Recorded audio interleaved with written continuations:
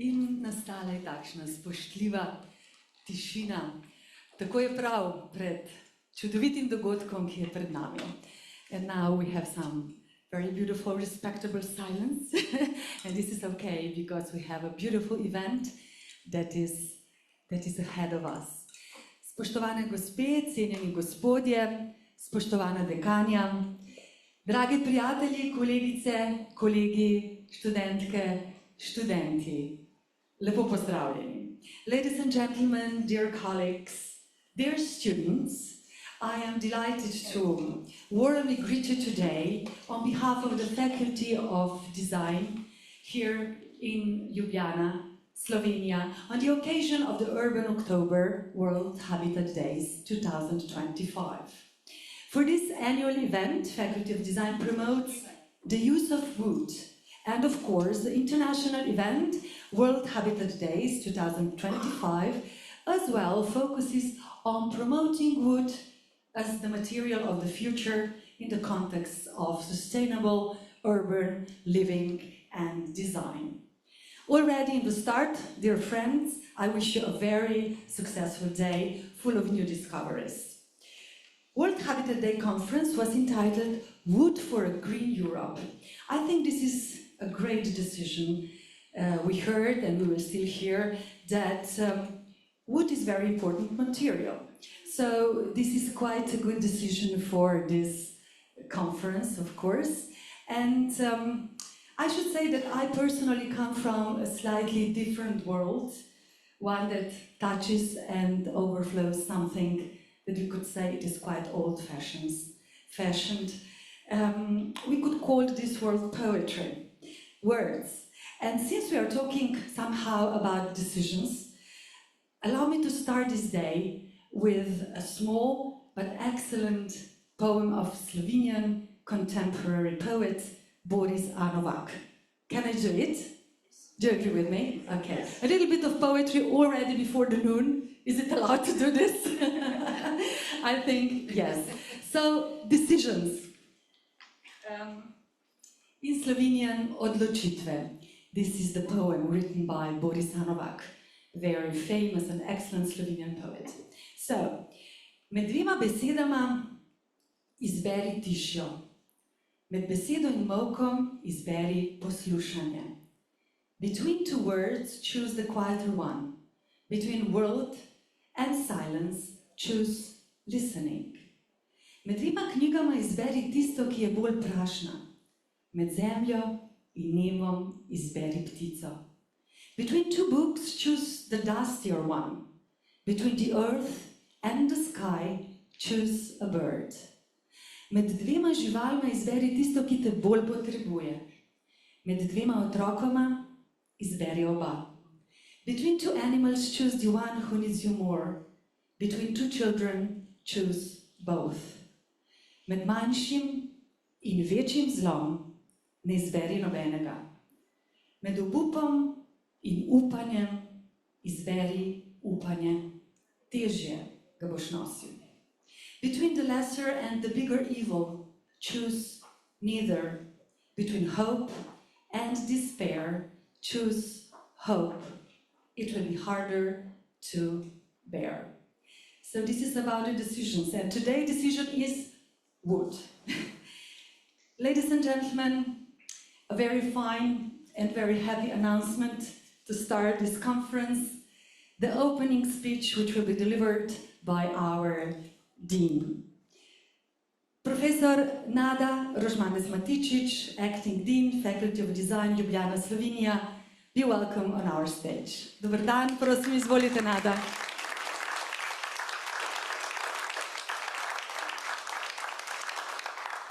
Thank you very much for these beautiful words, Dr. Blažka Miller. Thank you very much.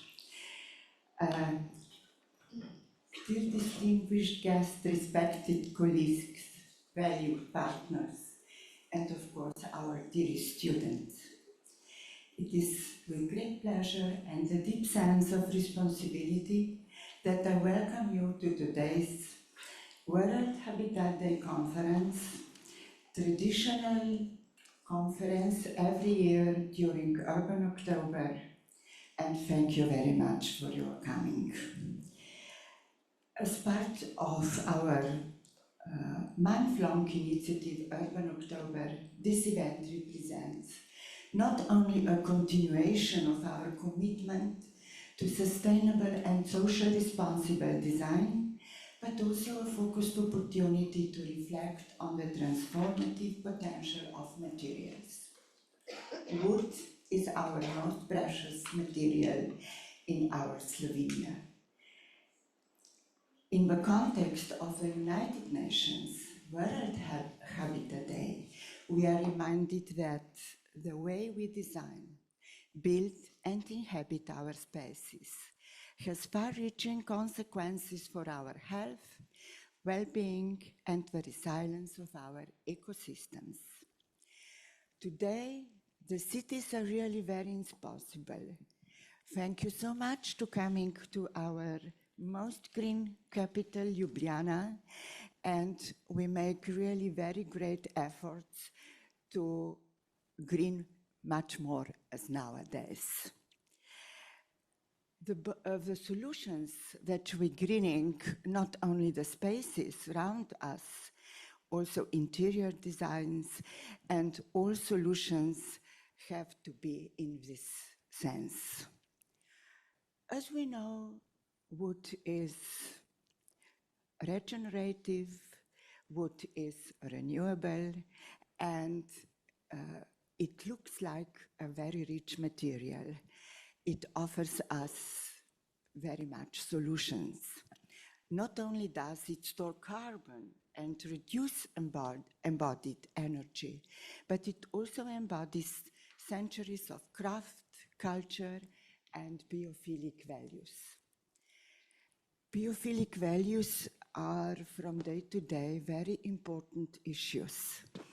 And as such, all these challenges us to rethink, to reuse, to rebuild not only our relationships, but also our spaces, our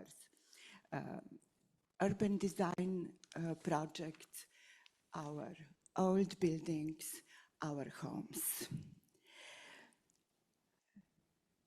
At the Faculty of Design, we use this precious material wood all the time, during all the projects, and also the education is really very important in this field. I'm so happy that all design we make during our projects are really very sustainable, inclusive, and of course also aesthetics. What we have in mind, these are all the 17 goals of Agenda 2030. And of course, this agenda is in front of our doors. We have to look after to Agenda 2050. There are really many problems in the world. And on the Faculty of Design, we are really very proud that we contribute to this agenda a lot of projects. A lot of projects have been made for our greenest city in Slovenia. It is our capital, Ljubljana. And of course, we explore the sustainable approaches of Agenda 2030, not only in urban design or open spaces, but in all spaces we need schools, hospitals, our homes. I'm so happy that today's conference will bring together different voices from different point of view, and I'm looking forward very much to and I'm waiting for your contributions, because it is really very important that we hear us, that we discuss, and thanks to all my colleagues which have been come also from Australia to Denmark, from Great Britain to North Macedonia, Belgium, and so on, the whole world. Thank you very much. And of course, thank you very much to our dearest students who are willing to help us to realize all our goals we have in our mind. Thank you very much for your attention.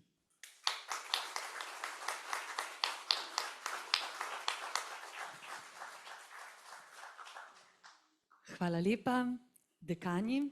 Thank you for your words. I guess that collective commitment is a very important and beautiful concept to be considered also today. Yes, collective commitment to what? We will see to what. And now some honorable speeches are ahead of us. Firstly, I would like to invite to deliver his honorable speech, representative of Chamber of Commerce and Industry of Slovenia, Wood Industry Cluster, gospod Bernard Likar je z nami. Prosim, izvolite.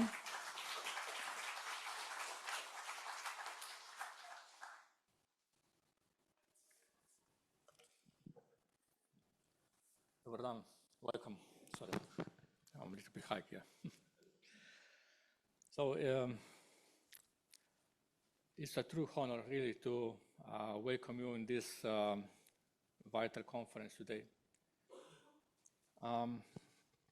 This year, World Habitat Day is a moment to reflect on the state of our cities and urban crisis response, when we champion a solution that is as old as civilization and as modern as tomorrow would. The future we are building, the sustainable, resilient, and beautiful future, has distinct scent of wood. We must realize the power of this renewable resource in our daily lives. As the great Professor Sasha Mektik often said, wood application spans from the spoon to the city, from the smallest, most personal product to the large-scale prefabricated buildings where we live and work. What is our natural choice, actually, is a health-friendly material, an incredible effective carbon sink, and a crucially renewable resource. Here in Slovenia, we understand this better than most. With over 60% of our territory covered by forest, our nation has an abundant supply of wood and deep historical and cultural connection to it. This is a tremendous natural advantage that we must leverage fully. But to truly unlock this potential, we need synergy. This crucial link between the creative industry and the furniture and wood industry is where true value is added to the market, visibility is forged. Designers, architects, students, entrepreneurs, and the state must all collaborate. This is how we transform raw material in the high-value product. In this slide, I want to specifically praise the long-standing and fruitful partnership between the Chamber of Commerce and Industry of Slovenia, the Wood Industry Cluster, and the Faculty of Design. I especially want to acknowledge its founder, Professor Nada Maticic. This decade-long collaboration has yielded a remarkable number of concrete partnership and innovative design ideas, many of which have successfully made their own way to corporate production. And this is the model for the future. Let us leave the conference energized by one certainty. The role of wood in our urban environments is only getting stronger. The timber and future furniture sector is growing. The image and the usage of wood are enhancing, and the forest and wood industry hold a strategic place in national policies. As long as this remains, in Slovenia, we have no reason to fear for our future. Finally, Professor Maticic, Nada, thank you sincerely for this opportunity to address the distinguished audience and welcome such eminent guests. Hvala.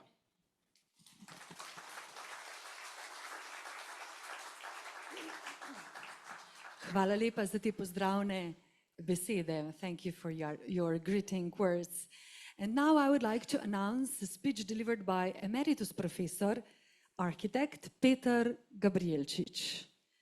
He's coming from University of Ljubljana, Faculty of Architecture, and we would like to say hello and dober dan to you, please. Izvolite.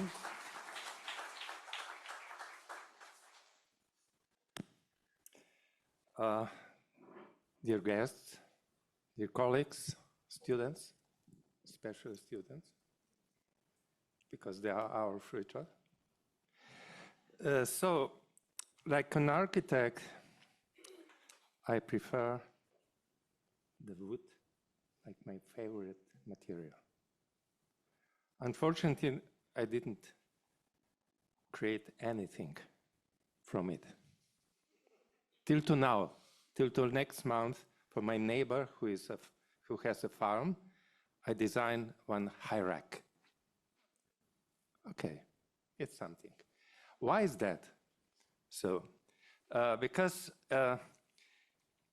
not in Slovenia, but all around the world, the lobbies of producers maintain mainly with concrete, steel, but wood, it was a little bit in doubt, you know. Slowly, these things are changing, even in Slovenia, but still, it doesn't come to the more serious structures. It's for private houses, for interior design. And why is so? Because I think that we have to change something in our mind. And how we can change it? With innovations in mind. No? Therefore, I address my article, Creativity Between Science and Art. And I'm trying to show you how it should be possible, even in our matter, to change something.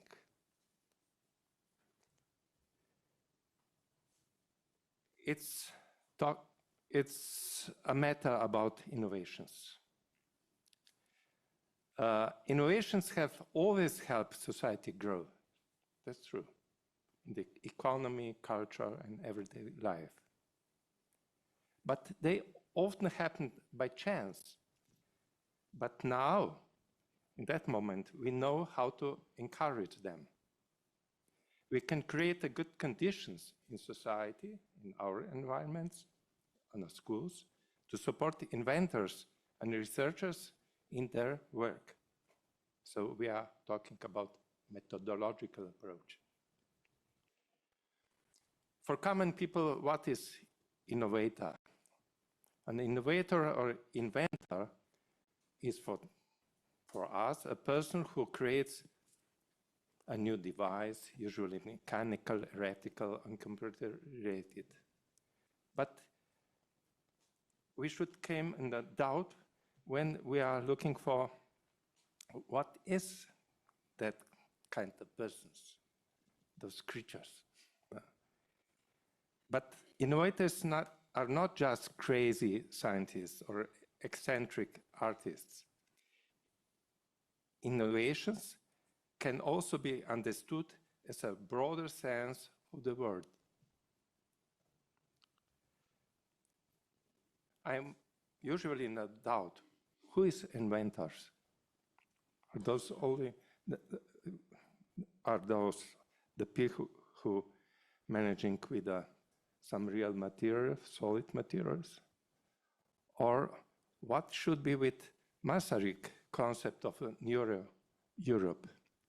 He invented that concept.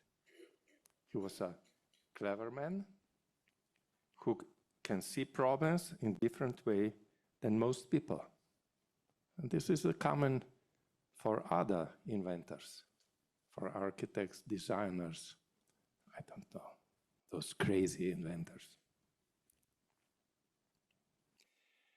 But for innovations, we need creative process. If they are not just like that, sometimes. Even my wife, she's a lawyer, and lawyers they are not so creative person, you know. They have sometimes such idea. Once in the morning, he said once, "Oh, we need a new car." Oh, my pocket, it's like hard, you know. So innovations is everywhere. And we needed creativity in science, we need it in art.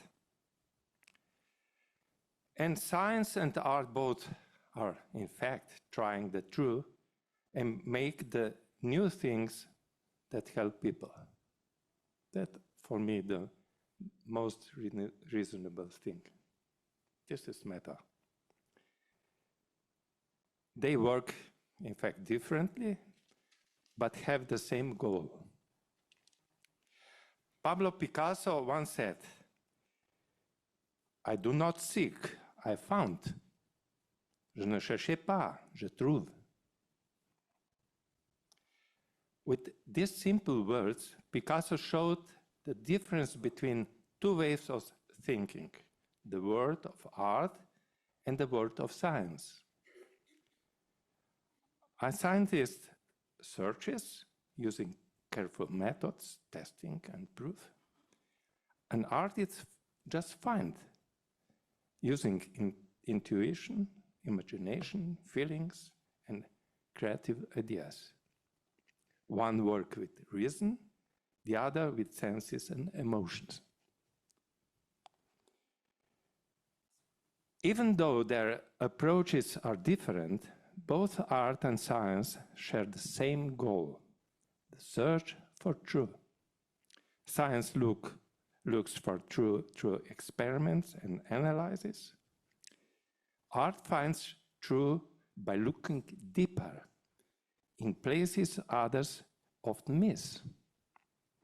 Artists see pattern where the most people only see confusion and chaos. Artists see the world in a special way. They notice shapes, rhythms, and patterns, not just in images, but also in language, sound, space, smell, touch, moments, and silence. They also see the patterns in today's cultures and societies. The artists express themselves through metaphor.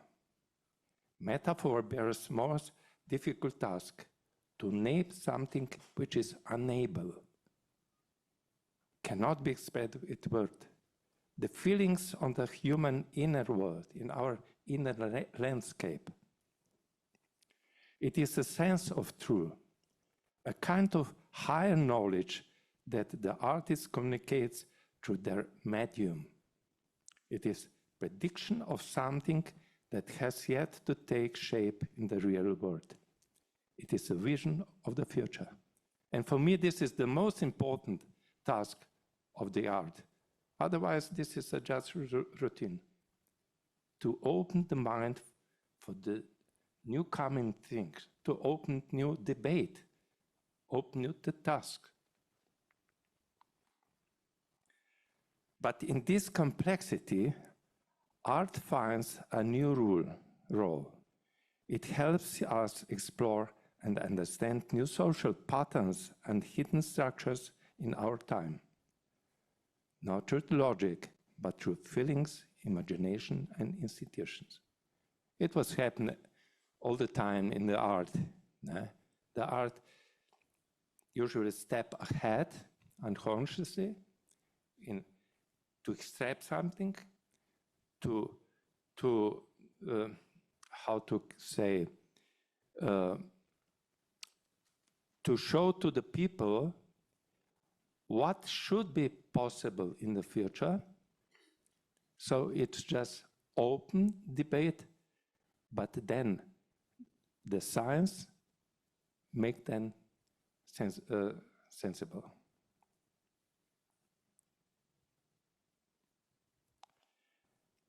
Artists' ideas often came from emotion, metaphors, and creative thinking. Through their work, artists open the door to the new thoughts, visions, and possibilities. Ones that science hasn't studied yet, because it's two ways of thinking. In this way, they give science new questions to ask. Then science can study and test these ideas and maybe even turn them into reality. Maybe. Can you imagine Nikola Tesla? He invented 10,000 stupid ideas, but some of them are quite reasonable. And how to encourage creativity? We are yesterday talking in a school on design about that creativity, and we said it's necessary to have a gift, but gift for what? Everyone have gift for something, but it's not enough.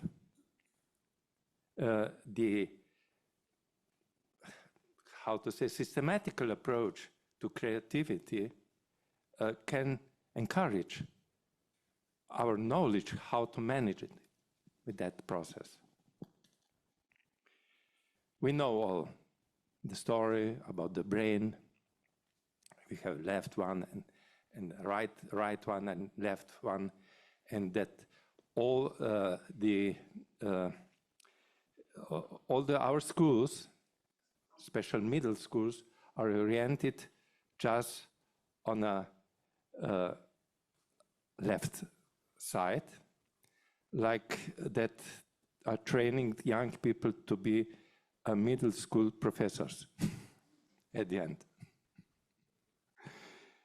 How many thousand souls of young people were lost in that way? They should be a good dancer or good poets or someone. Now, that for me, like professor, it's much more important to introduce students to different ways of thinking, which are the foundation of innovative work, than to teach them how to use new tools, because tools are changing all the time. But the way of thinking, it's a constant. We know all that story about convergent or vertical thinking, where we are oriented directly to the goal to research. Or, on the other hand, if you remember the Bono books, lateral or divergent thinking, in which many possible solutions, answers, and ideas are explored. There are just two different ways of. And what is difference? In lateral thinking, which is very, very important for, let's say, our work, the thinker doesn't know where their ideas come from. Ideas often appear from the minds of calm and free. That's important, calm and free. Any prohibition, command, control, or self-discipline will immediately stop the process. This is important. Immediately stop. But usually our schools are oriented that way. You can't make mistakes in a school, because then you are punishment. But for the learning process or creative process, mistakes are the most important thing. Yeah? And what is for us and for you students of design, it's important to know that innovators need to use and balance both types of thinking and working. The problem is, like I mentioned before, that lateral thinking block vertical thinking. So you can't do at the same time both. We needed to learn how to switch continuously and cyclically between two ways of working. To switch lateral thinking, we needed to a kind of liberated territory, liberated like in war. I would like to show you here one example. It was middle of the war, Second War. The Germans bombed London. It was everything in fire, in dust. And there was one engineer, Sir Barnes-Wallis, who was asking how to invent some kind of bomb, bunching bomb, which should be able to destroy the hydroelectric power plants in Germany, because it was very difficult. The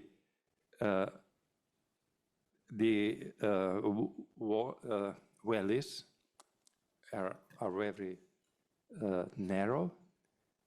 You shouldn't just to find a goal which is, I don't know, 5 meters wide. Nah? So what he did, remember, London in his fire. Then the officers asked that engineer to find solution. What he did? He went to the holiday for 2 weeks. And in this holiday, he just play with the stones, and you know, the stones sometimes like a frog, né? And suddenly he got an idea on a holiday, not in his office, because he has one free time, and so I don't like to explain, it's too long story.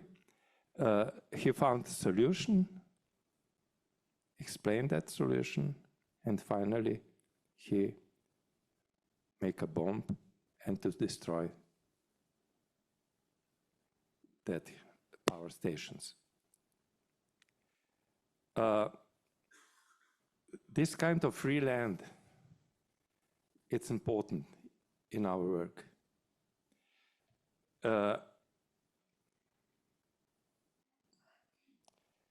Me personally, I believe when we are talking that researchers are not so inventive,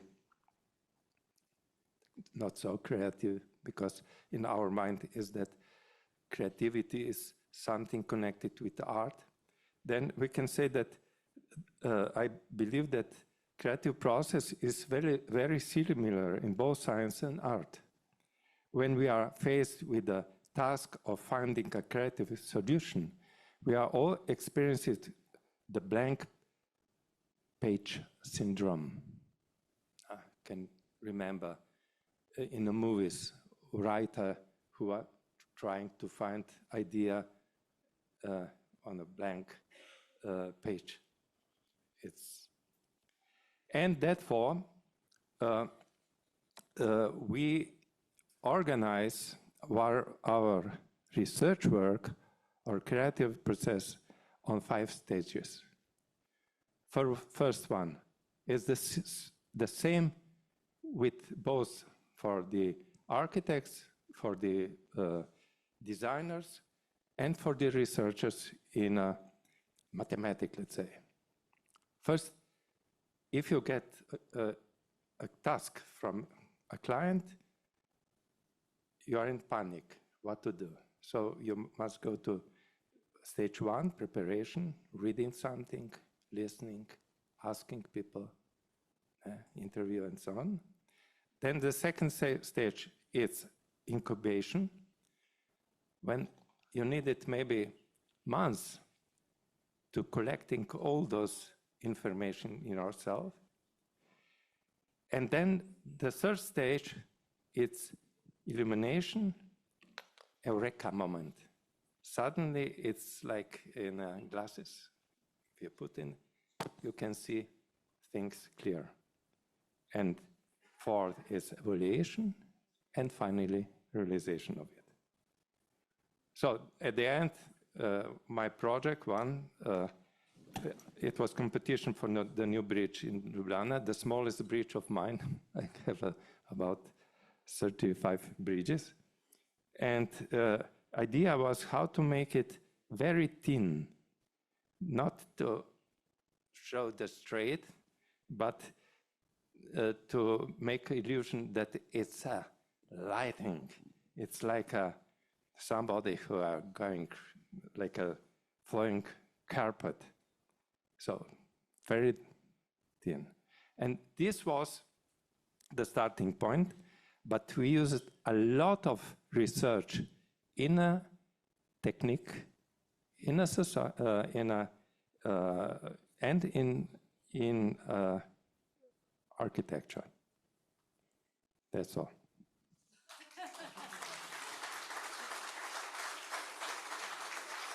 Hvala lepa. Thank you so very much. That was quite an overview about creativity. And I liked so much, Professor, that you mentioned the human inner world, notranji svet. I think it is something that we all have, but we have to walk inside our inner world. Thank you so very much. And now we are continuing with honorable speeches. I would like to announce the distinguished professor, Joko Moratovski. Please be welcome. We are waiting for your words. Prosim.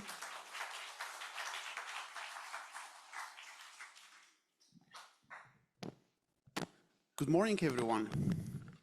Really nice to be here. Thank you so much for having me. As I have only a few minutes, I will simply share one short story with you. Otherwise, as a professor, if I start talking, we can go all day. Many years ago, when I was a young student,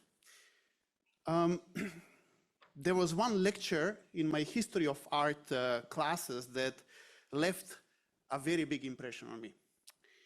This particular lecture was dedicated to neoclassical architecture.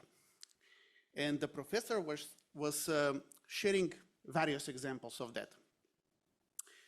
One particular example, one mention, really stuck with me. For some reason, the lecture was mostly focused on the restoration of this mansion, including its interior, which had a lot of wood in it. The architect who was commissioned to do the restoration wanted to make sure that his work is as authentic as possible. So he went to find the original plan for the building. He wanted to study the exact specifications of the materials that were being used. When he went to the archives, he found the plans that were developed by the original architect. And these plans were done more than a century ago. So they were left there. He also found one other document together with these plans. It was a deed for a small forest nearby the mansion that was planted by the original architect upon the completion of the mansion.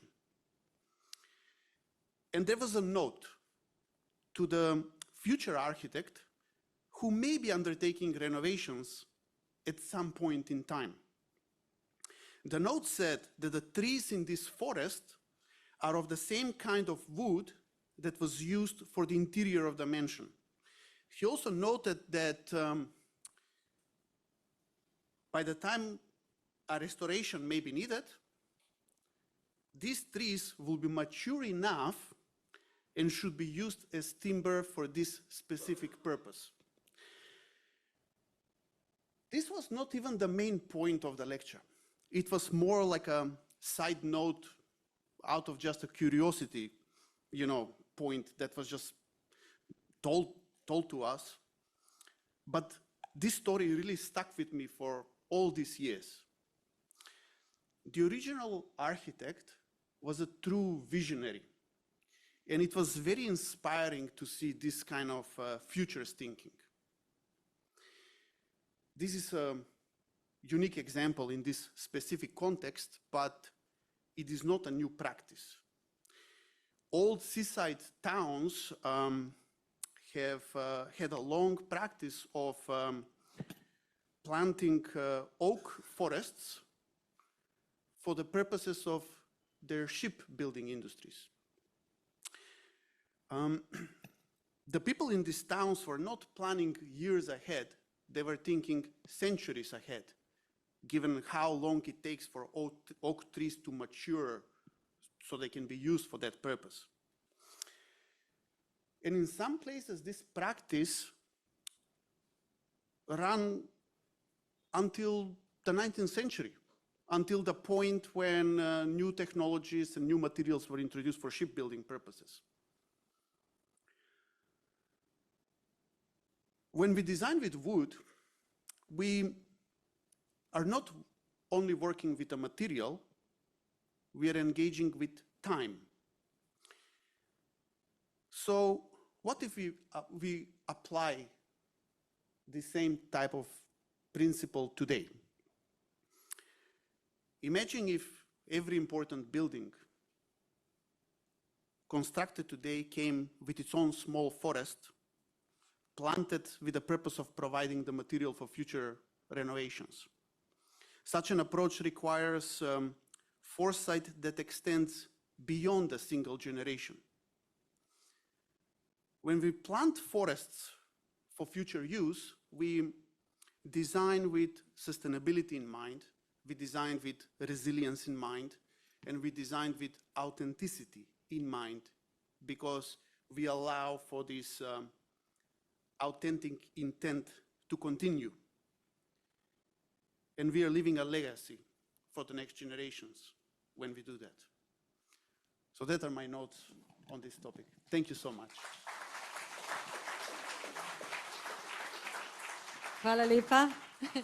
Thank you so very much for sharing with us this beautiful story. I like to hear about trees and planting and nature.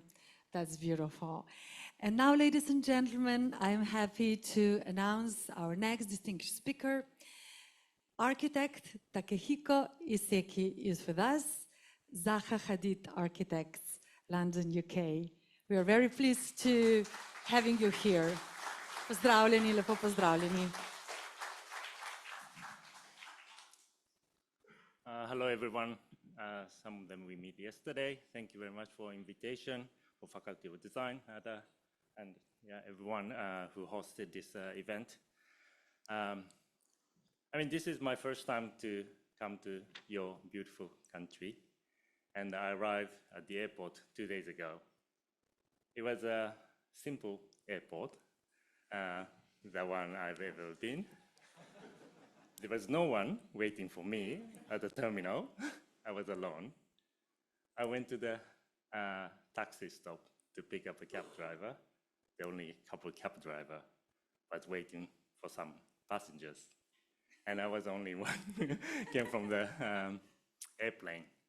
So no one was welcomed me at the airport, but the first thing welcomed me was your beautiful forest. I was looking at the beautiful mountain, gigantic mountain, from the taxi, and I immediately felt kind of relaxed because the mountain and tree forest was very similar to the forest I grew up in Japan. So thank you very much. And then after that, of course, your beautiful Ljubljana city was amazing hidden gem for me. I was surprised I didn't know this place before, and then I'm glad I came here first time. I mean, it's also the historic city. It's not only just beautiful, you have a mixture of history and culture, and you also have an international vibe. So it's not just a local city, but it's education and the culture of international influence. So today, I would like to, of course, I don't want to make it too long, but I would like to talk about three things for this opening kind of discussion talk. And it's about the three C, capital C, I would like to talk today. The first C is the collective. It is important for us to remember that we're all responsible for our future, and we all share that future. By we, I don't mean not only human beings, but also the nature and environment around us. The complex issues such as climate change and the future of our communities cannot be resolved by the single breakthrough or innovation. We need to work collaboratively and bring the best out of each profession. The process also requires each of us to understand how we live, also think about how others live, and imagine how we could live together in the future. And the second C is cultural. Shaping a sustainable society is not only a technical challenge, but it's a cultural one. Coming from Japan, I feel a strong connection between sustainability and culture through the material of wood. In my country, wood is not only local and practical material, it's a spiritual one. Traditional shrines in Japan are made of wood with no metal screws and no concrete foundation. The Ise Grand Shrine has history of 2,000 years, but it's rebuilt every 20 years. Not because the old one has failed, but because renewal itself is part of the history and its meaning. The demolition of the shrine is carefully made piece by piece, and the deconstructed parts of the shrine will be offered and spread and become the part of other shrines in Japan. So wood carries the idea of life cycles, growth, and renewal. And it's a respect of nature, and even in daily life, Japanese homes, wood gives warmth, tactility, and a sense of continuity between generations. Standing here in Slovenia, I feel there is a shared resonance. Slovenia is a country deeply connected to its nature and forest. Over half of its land is covered by trees, just the same as Japan. Wood here is part of the cultural and natural resource, as well as a heritage. The way Slovenia has preserved its forest and the way woodcraft continues to be valued reminds me that sustainable futures are strongest when they are rooted in local culture. And the final C is creative. This is where creative mind comes in. Creative thinking is something to imagine what doesn't exist at the moment, but also imagine something outside of your capacity, outside of your box. I hope to see the future where each of us become the visionary, or our profession and creativity act towards the sustainable future. And you're not solving alone. We are here to share our vision across disciplines. We're here to work collaboratively and creatively for our shared goal. So in looking ahead, I believe the lesson is clear. The sustainable society of the future must be both co-created and culturally grounded. It's not enough to design greener technologies. We must also build cultural values, shared ideas, and act towards greener ways of living together. As the Romans used to say, festina lente, make haste slowly. We must move forward with urgency to tackle this climate change, but also with care and reflection to your local community. Because sustainability is not something we can achieve instantly. It's something we create across cultures, across disciplines, and across generations. Thank you very much.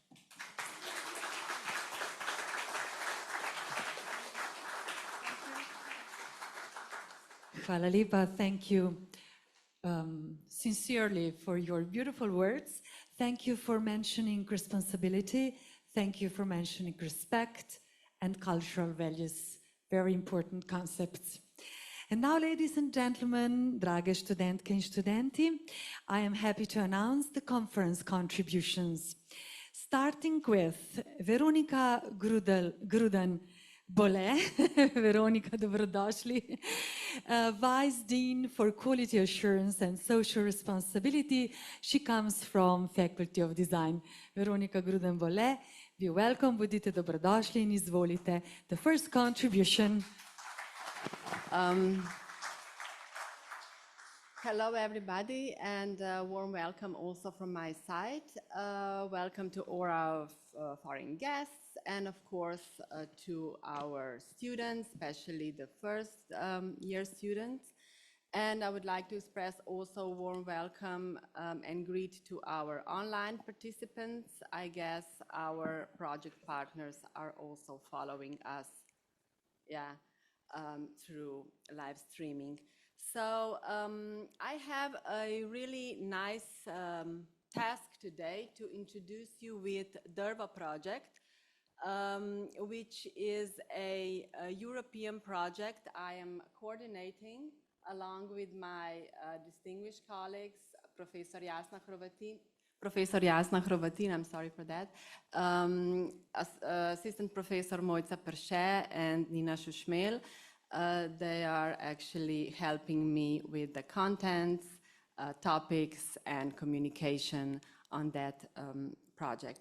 So here is a nice poster you can see, and you can read all about project partners also there. But why am I actually presenting this project today? And I will really try to keep it short and simple. And we have also a short video later on for you that will also be a nice presentation of the whole DERVA project. So the project is very much linked to wood industry, to forest-based industry. Actually is oriented in of the challenges those sectors are actually facing today in the meaning of digitalization, sustainability, and innovation. So the program is Interreg Danube transnational program. The project budget, it's around 2 million euros, and project runs for 24 months. and we recently just got a notion of extension until March 2026. DERVA project, which actually is an acronym for a much longer title, it's Danube Region Wood Industry Transformation Model towards Industry 4.0. So DERVA project supports cross-border cooperation and institution capacity building of the Danube region countries involved in this project. So here we have some challenges and starting points. As we all know, that wood industry is actually provides millions of jobs in European Union, and it's operating in around 400,000 companies. And contributes to a low carbon economy. And as there are big differences between countries, so less developed countries faces challenges such as lack of digitalization, weak cross-border cooperation, and limited interdisciplinary approaches. So there are some gaps, and those gaps are actually the topics DERVA is focusing on. So our partnership is very diverse, brings together different interdisciplinary organizations like higher education institutions, clusters, chambers of commerce, business support organizations, development agencies, and small and medium-sized enterprises, and extends over most of the Danube region. This is the list of the consortium, with a lead partner is Competence Center for Research and Development coming from Croatia. As far as work plan is concerned, we are focused on 3 main objectives. They are called special objectives 1, 2, and 3, listed here on this PowerPoint. So they are topics working on establishing pilot environments, building capacity for the Industry 4.0 transformation, and developing a transnational transformation model for the forest-based industry. We are now actually in the phase of finishing special objective 2 and starting with special objective 3. So of course, our goal is to accomplish all the tasks, and at the end that we create this model which is the main goal of the project. In terms of expected outcomes, we want, or we aim at least 40 organizations which can engage in cross-border cooperation. Our other goals are to develop 1 joint action plan, 1 transnational strategy, 3 pilot environments. I will speak about that in a few minutes. And as I said before, our main goal is jointly develop transformation model for the wood industry. So here are some tasks coming from SO2, Transnational Capacity Building for the Forest-Based Industry 4.0, and the main activity here would be to establish 3 pilot environments. That would be Pilot Environment South, Pilot Environment East, and Pilot Environment West. The opening event, we successfully established that. So the opening event of pilot environments was in Pécs in Hungary. And the Faculty of Design belongs to Pilot Environment West. We were establishing quite a strong cooperation here with our Austrian partners from Germany and from Czech Republic. And also in the video, you will see that there were few activities going on in Kuchel, in Austria, along with train-the-trainer programs and study visits of the wood company Weinberger. So the topics we are covering in pilot environments, I will just not go through all of that. You can read it. But as you can see, the Faculty of Design is collaborating in the topic of design of wood products. So to sum up a bit, Derva 4.0 is an opportunity for the Danube region's wood industry to take a significant step forward toward more digitalization, sustainability, and stronger transnational cooperation. So hopefully the unique transformational model will successfully support that goal. I will ask now Domen to show you the short video, and thank you very much for your attention.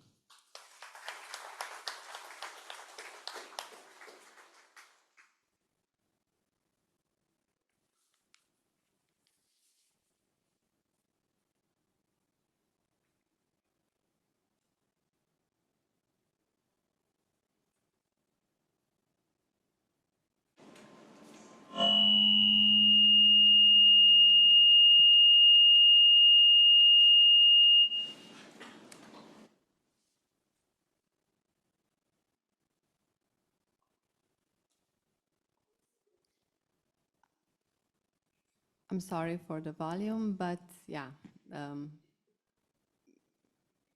you can see from the video what's going on.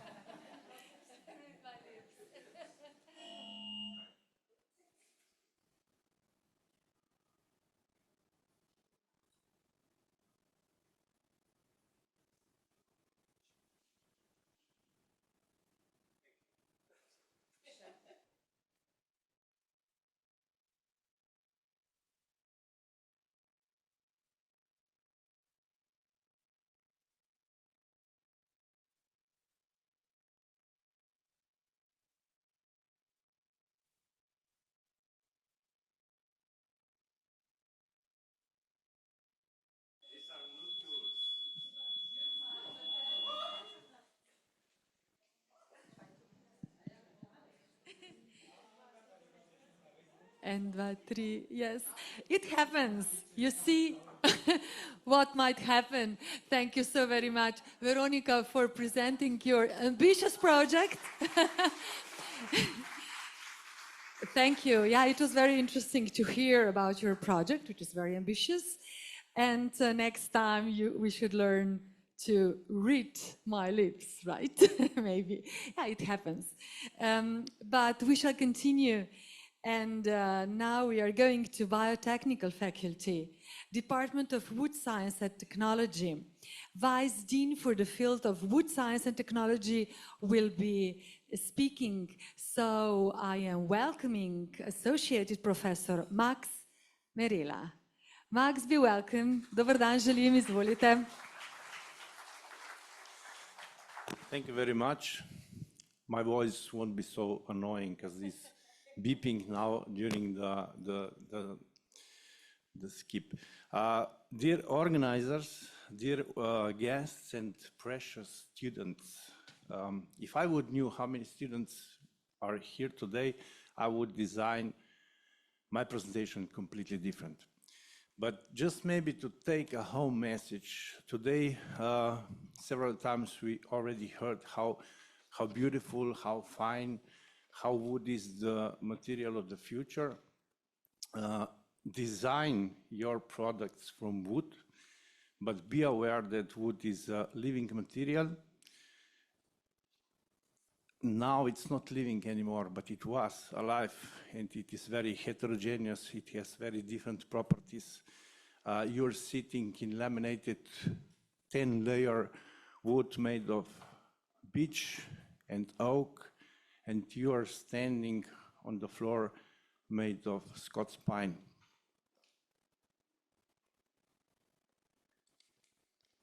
This is Scots pine. It's the same material as you're standing on. This is the micro-CT scanning, and this is the microstructure of wood. This dimension is 400 micrometers. I will give it around.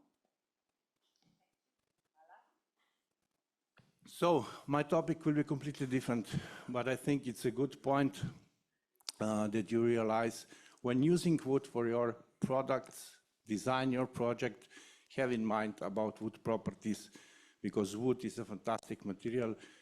And if you know about its limitations, you won't be disappointed when using it. But as I said, my presentation is different. The wood is material of the future, but it's also material of the past. So my talk will be about wood in cultural heritage and different approaches, how we can extract the data that are stored during the growth of the tree inside the wood. I'm coming from the Department of Wood Science and Technology. We have like 250 students per year, and we have like 50 employees. And our study actually covers all processes from the sawmill, from the raw material in the end of the project. Also a bit of design, but not as much as you, and also marketing and organizing stuff. This is our small group that is working in wood anatomy and dendrochronology lab. And these are all our skills listed on the right side.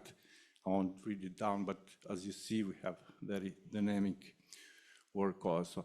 On the field of cultural heritage, in the last 5 years, we had more than 150 different projects. And in the last 5 years, you can see here also listed. So our group is highly specialized also for this kind of research. Of course, when we do design projects, we are working with the recent wood, but from the past, we can also find very good preserved wood. This is almost 14,000 years old piece of larch. And here we presented it also. Although this wood is very old, we can still cut slides and make deep anatomical investigation. Of course, always the first question is from which type of wood, which species some product was done. This is much younger. It's a wooden canoe from Lake Bled. It's approximately 1,000 years old, but much worse condition. So you can see here, you can see the cell wall structure. So what is the message? So it depends very much in what condition wood is, what is the environment, the humidity, the temperature, the microbiotic factors that influence the wood structure. This is wood from a drill from Piran. 2 years ago, they started testing drills, and this is wood that was found approximately 17 meters below the bottom of the sea. They found small fragments of wood of oak and fraxinus, and we also did slides to identify. So in this case, you have to freeze the wood because it's so soft as a mat, you cannot cut. For precise, more advanced methods, we can also prepare slides for scanning electron microscopy. A lot of time we actually combine different methods, and in the next words I will explain how we can combine different methods on different institutions to extract as much data as possible from one object. This, for example, for the ceiling in Celsky Strop, it is very small particle of wood that we get, but also we are able to do the analysis. Sometimes we get samples so small that we cannot do nothing, maybe, but in the future, as a challenge, also some new methods can help us. I will show you in one example. I believe most of you know the church in the Lake Bohin, and this is the head of John the Baptist that was found more than 20 years ago in the church, abandoned somewhere, and it was stored in Restoration Center. And 2 years ago, we started to investigate this head. wood anatomy. So the first question was what species the head made of. So it was linden. And on the bottom part of the head, we have a plate representing the bloods, drop of the bloods. It was the spruce. So the main question was the dating. We have dendrochronology, which is the actually examination of the growth ring with when trees are growing, each year conditions, they fix how high will be the increment. And each year, of course, is different. But in this case, it's not possible because the data is not possible to extract from the linden, and we use the C14 carbon dating. But as you see, this sample was dated 800 years before Christ. So here something is wrong. You have to be aware that also some errors can appear during the exploration. In this case, we did the chemical analysis and we found out that this head was probably protected with some petroleum protection coatings, and the old carbon from the fossil probably did this error. So we had to do another sampling. We removed the plate, we did the small hole in the bottom part, and we got the first result. But the first result was not satisfying our colleagues from the Restoration Center because the result was in too high a range, so like more than 70 years, this radiocarbon dating curve. So the next methodology, that was the micro-CT scanning done of our colleague in Slovenian National Building Institute. And this is the same technology I showed you with this Pinus sylvestris, this piece of wood that is round in the audience.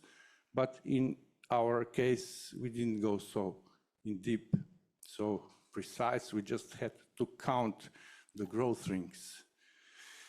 Micro-CT scanning is a fantastic method because it allows you the internal insight of the wood, of the object that you are scanning, and you can see all the details. So the knots, also the insects, damages, and so on.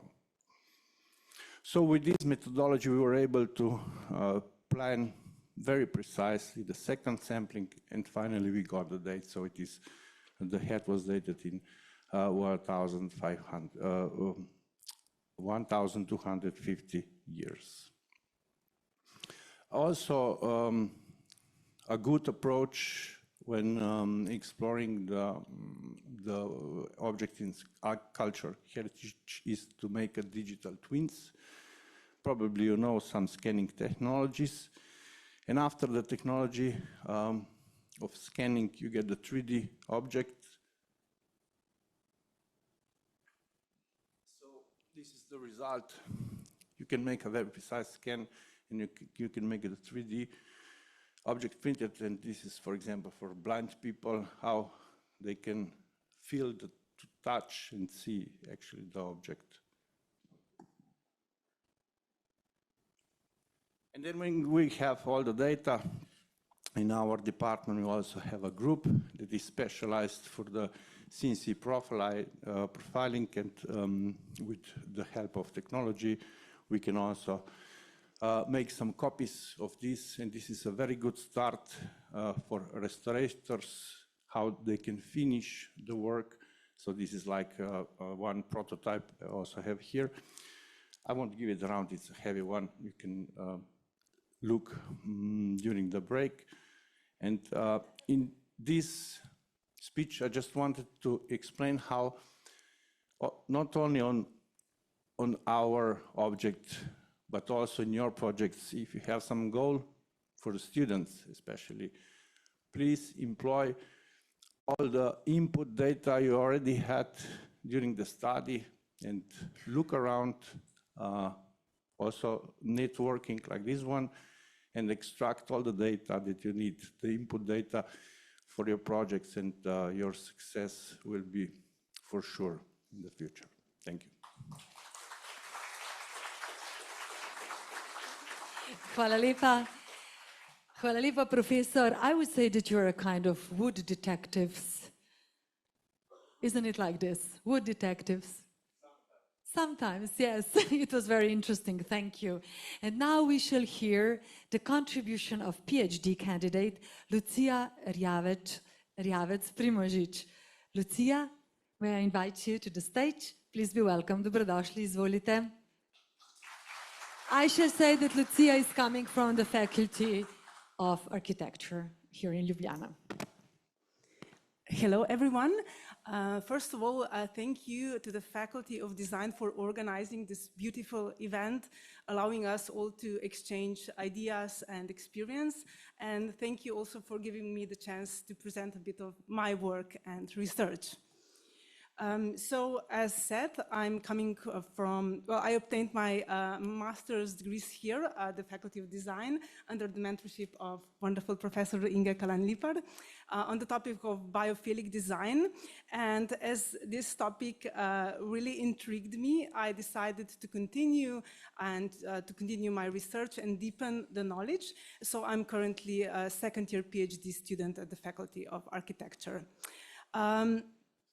I'm actually looking at the biophilic design, at the impact of biophilic design on employees and organizations. So basically it's a workplace design from various points of view. So it's from, of course, architectural and design point of view, and Professor Lippard is my consultant here, and they're from psychological point of view and medical point of view as well, because lots of research has been done in the medical and psychological field, and I will also have a consultant from the National Institute of Health who is a doctor, and it's very helpful in my research. So let's dive into the topic. We'll start with the concrete example. And I would like to present you to Marta. Marta, she's a middle-aged employee who has spent all of her career working in not ideal environment, let's say.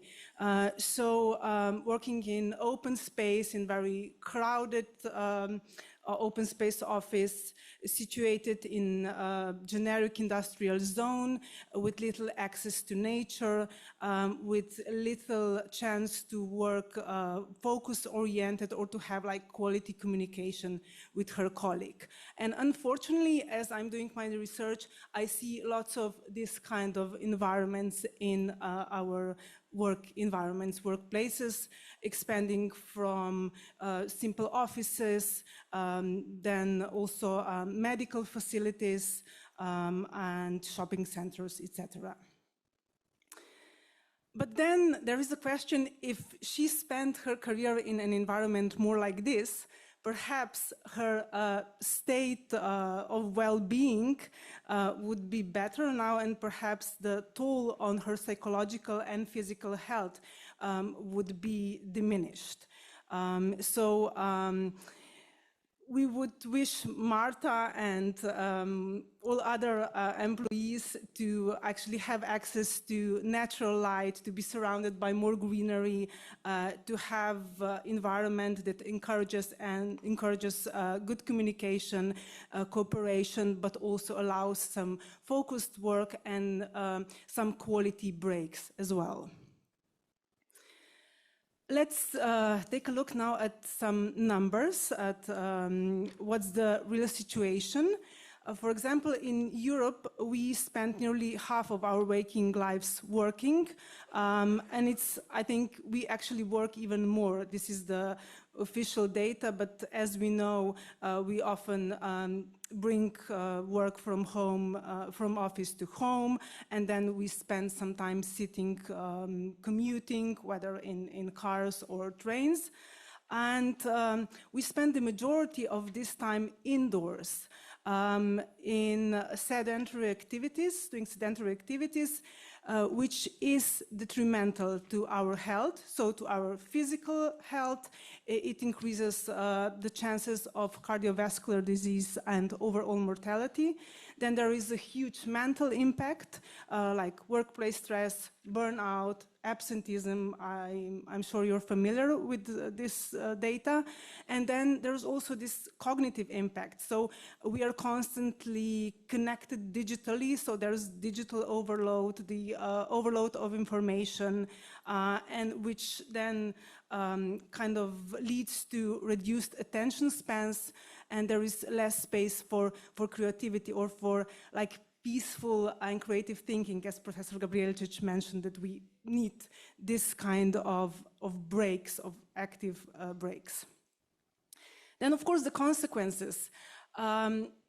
There is not only huge toll on individuals' health, but there are many huge costs to organizations as well, because of course then the absenteeism rates are up, and of course the healthcare costs in general are also higher, and this also means reduced creativity and innovation and lower employee satisfaction and retention as well.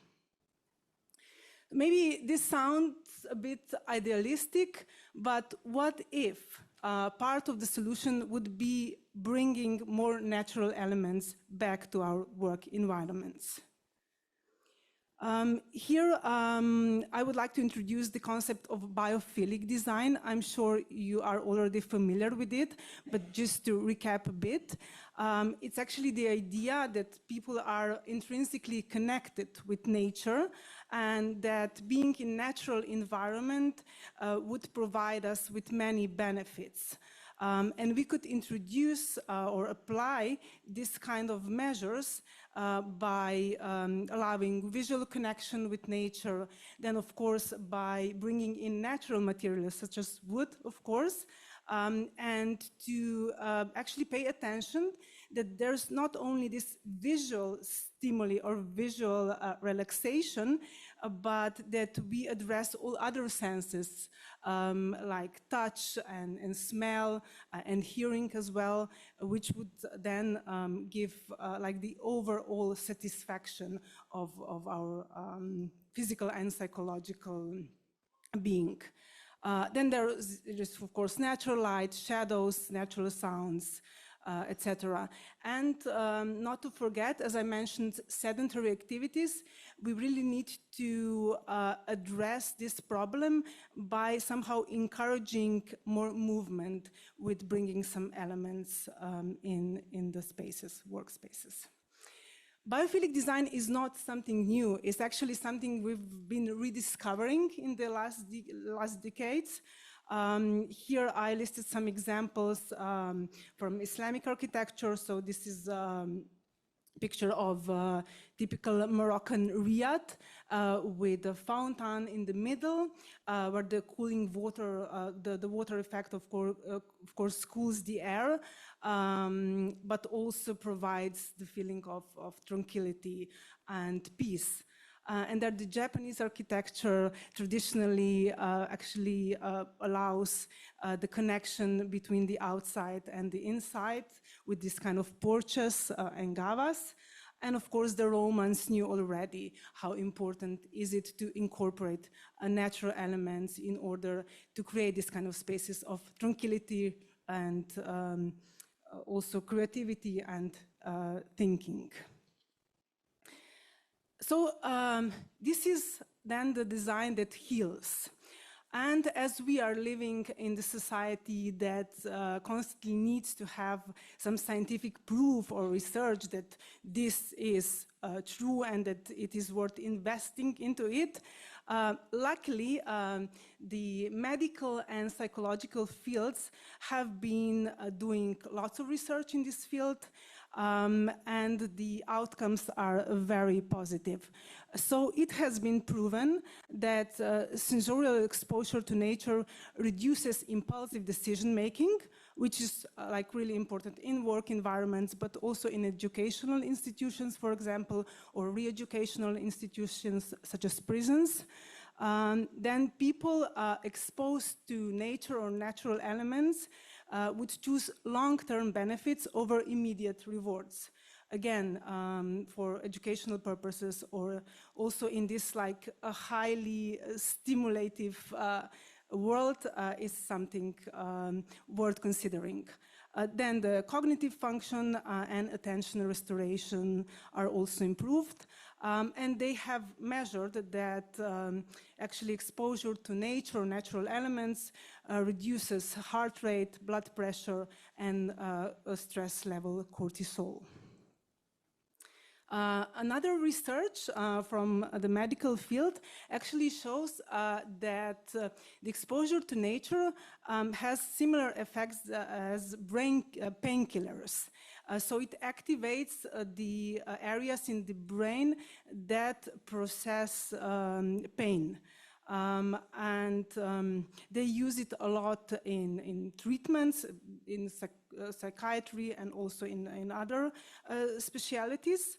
And it has been also shown that the rumination and negative thought patterns are reduced if exposed to nature. And these are the research from like highly established institutions from the US and Europe.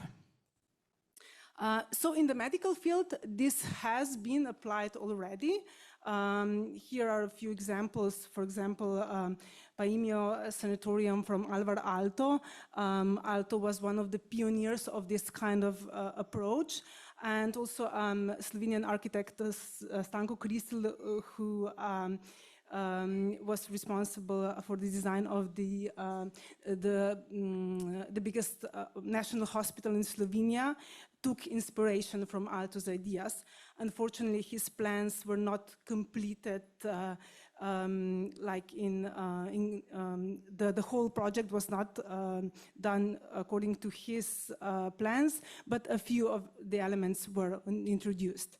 So they have been applying it already for some time.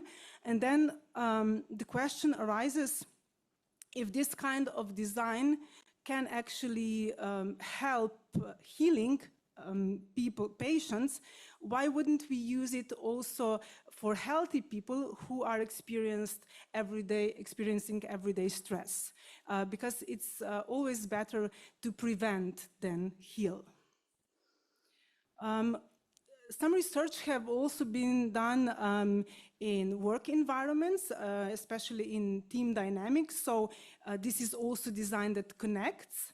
And people surrounded with natural elements gravitate naturally toward collaboration.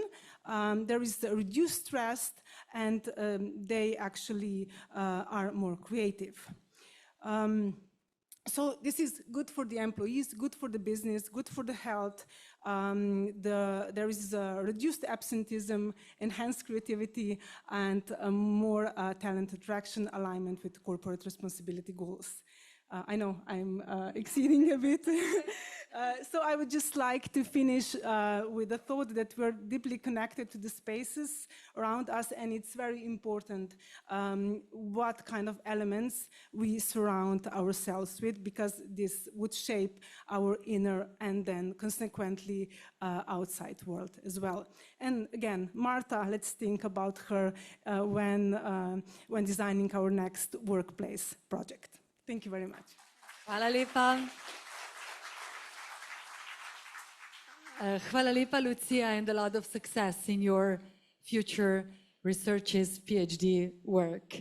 And now we are continuing, as Lucia said, with a wonderful professor. And she is here coming from Faculty of Design, Inge Kalan-Lipar, who will deliver the next contribution. Inge, izvolite. Well, thank you very much. And oh yeah, microphone, sorry. Thank you so much. There we heard today so many ideas, so many lectures, and so important thoughts. And I'm glad that I can represent you just in a short time in one film. I hope that technicians will go well on. I'm going to present the students' projects that we've made, and of course this is, some of them are here present, the authors, and my task is to present you 3 projects done here in Ljubljana that I have chosen among 70 of them. Our students, they are made during the studies small steps towards best world, with the planting some trees, some bushes around in urban spaces here around us. With a creative and analytical approach, they plan conceptual projects that offered added value to us inhabitants and citizens of the nicest town, as our mayor usually say, and green town, Ljubljana. So I will not speak anymore, and I will show you just 3 films, 3 videos, because our students usually, when we end our conceptual projects, they usually do the short films to represent their work through as well the videos. So now I'm going to present you just 3, as I told you before. And one is, these titles are titled by the students, not by me, and they are usually named by our very well-known writers or persons or politicians as well, as you can see here. And one is Trubar's Garden, and it's quite here behind us here, in not far away, maybe 100 meters away, is a square that our students that are sitting here behind, they are the authors. And then the other one is Kardel's Pavilion, that was a neglected green place in Ljubljana among the faculties and campuses for students. And the other one is a dressing facade. It's a project. How our students have an idea, how can make a dull facade different. So the first one is Trubar's Garden, as I told you before. The second one, so I hope that this is it. I hope the films go on. Yes. Ljubljana is a wonderful city full of hidden squares, and ours is tucked between Ilirska Street and Trubarjeva Street, called Trubar's Garden. The original square has been completely neglected and damaged, and is in need of renovation. In the vicinity of the square, there are residential buildings, a student dormitory, the Sigmund Freud University, the very city center, and the Ljubljanica River. As part of the renovation, we surveyed residents and passers-by.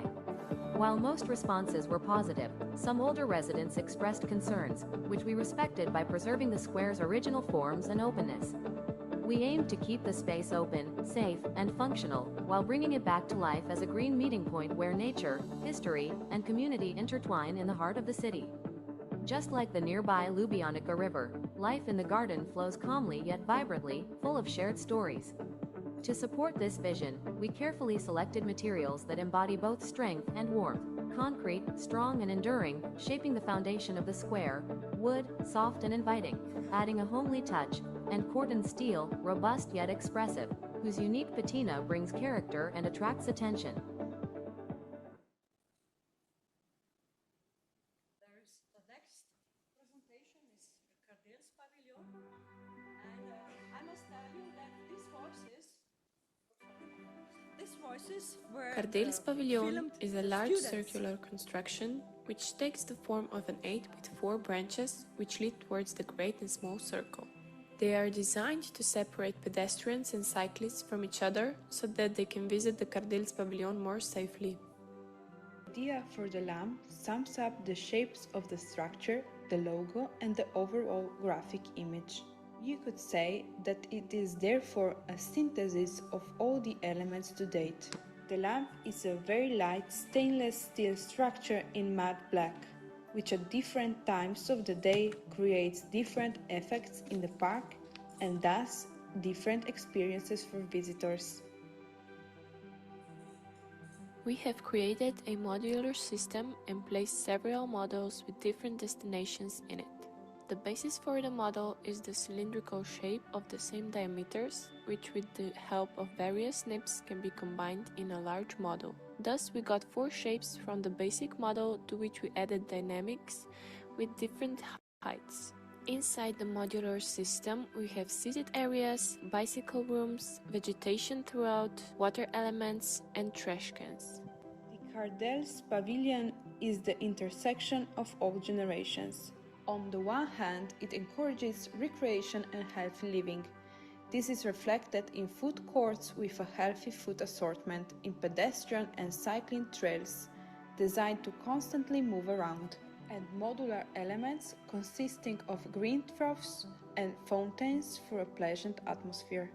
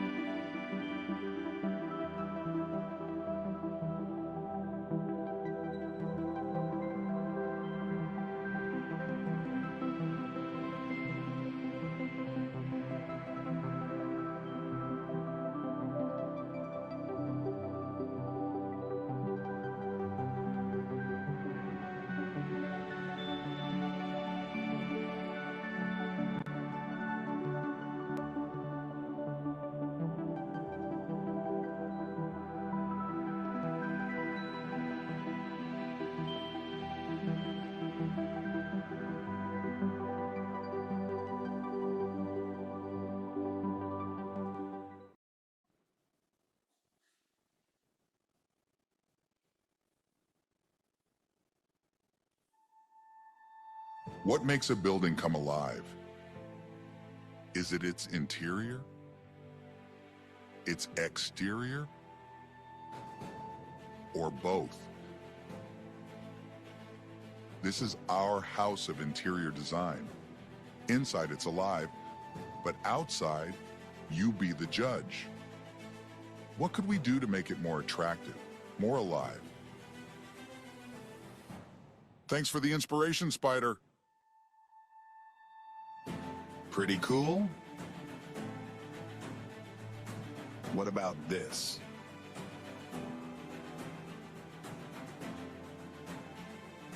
We've made it attractive, now we just need to bring it to life.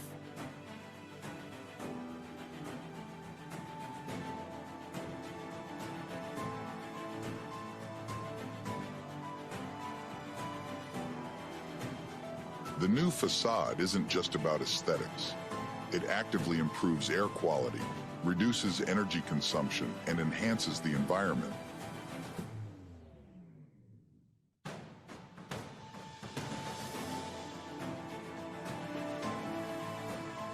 It has a natural cooling ability and serves as a home to various organisms. This is a building that not only serves people, but also lives in harmony with nature.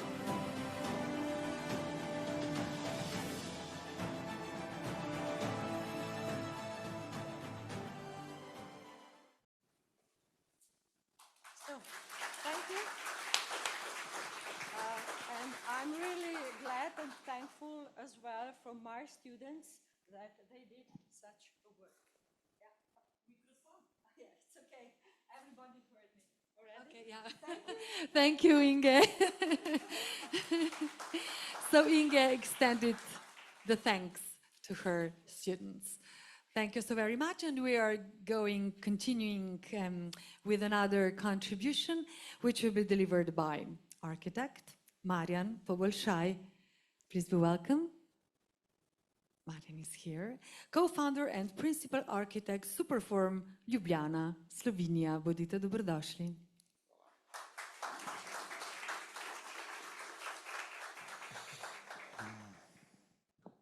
Hi everyone, thank you for the introduction.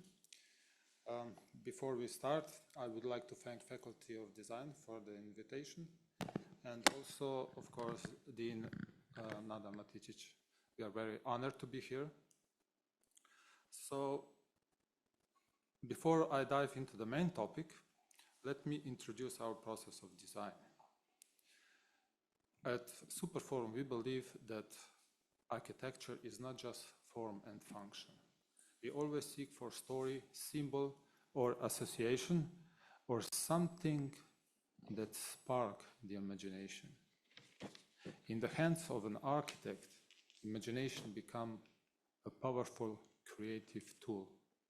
It transforms ideas into experiences, something that you can touch, feel, or simply enjoy.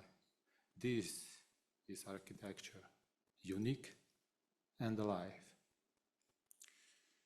So let's start with the inspiration, what imagination really means for us. These are everyday images, nature, science, art, which help us to design architecture, buildings, interiors, or even a product. So sometimes we start from function, sometimes from image, and then we shape it through the context and client's identity. The image is with us sometimes at early stages, sometimes later on in the design process. Imagination stays with us along the way and define how architecture is experienced. When imagination meets a form, a multi-layered experience is born, and we gave it a name. Each of our project names describes how people feel when they use particular building, space, or even a product. So, each project, you will see, it's not only about function, it is also about identity, imagination, and the way how design tells a story. So let me start with inspiration, or with project names. Stairway to Heaven. 1 + 1 + 1 = 1. Those are our names which describes the project. Time Machine. The Voice of Water. And or Through the Deck into Life. Green Fingers. Kaleidoscope, and etc. So each name is a story and represent at the same time the project. Here are some of our build projects. And now let's move from the theory into practice. How could we connect our topic, wood, where space, people and stories meet, with our projects? So let's start at the beginning with the inspiration, and let me show you something beautiful.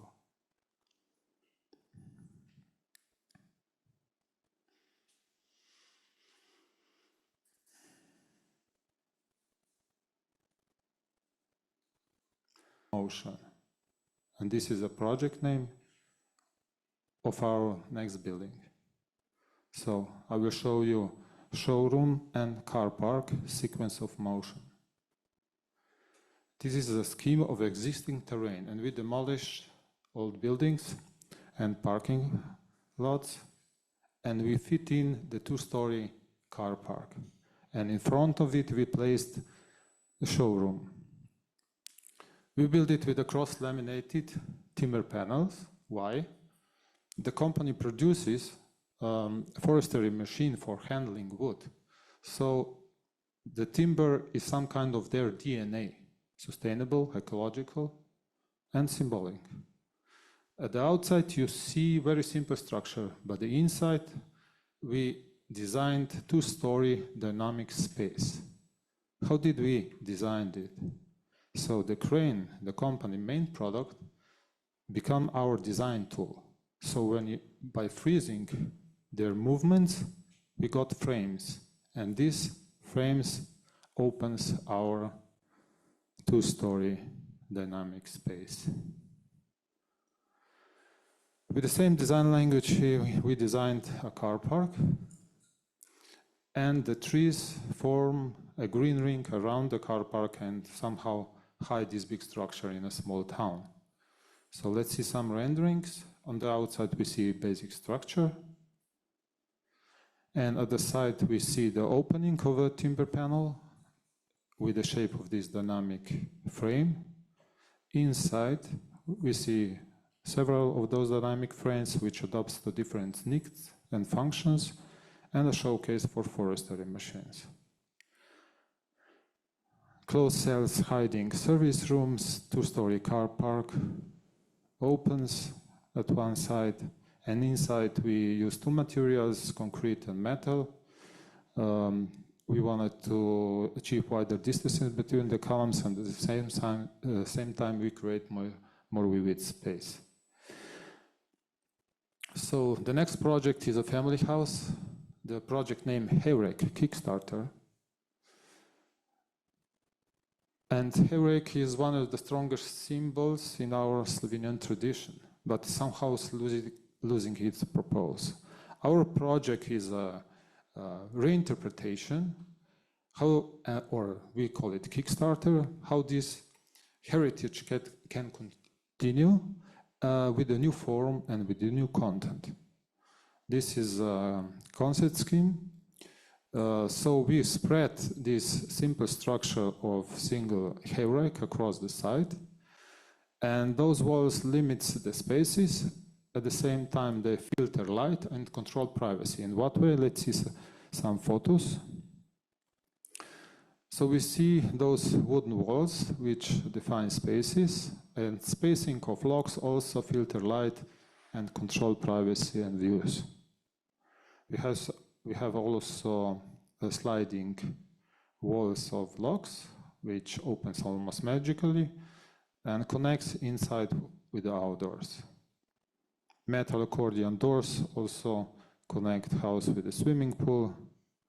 Carport, on the right you see hidden doors for electrical box. View of the entrance. You see on the left side how spacing of locks control the privacy. Inside, wooden interior with lighting gives you almost a sacred atmosphere. I know maybe it's the wrong word, but some kind gives you that feeling. One photo of the kitchen and the pantry behind it, a corridor leading to the sleeping areas, and the wall which will become a gallery wall. Also a kitchen decorated with the traditional Slovenian flower pattern. And in Superform there is not just one style, there is also a dialogue and a contrast, and suddenly space becomes a richer story. Next project, also family house, we call it The Way Home. Our client is a former professional alpinist, so we took inspiration from the mountains, a bivouac. So, design scheme. The site lies under the hills of Vineyard, so those lines become a strong element in our design also.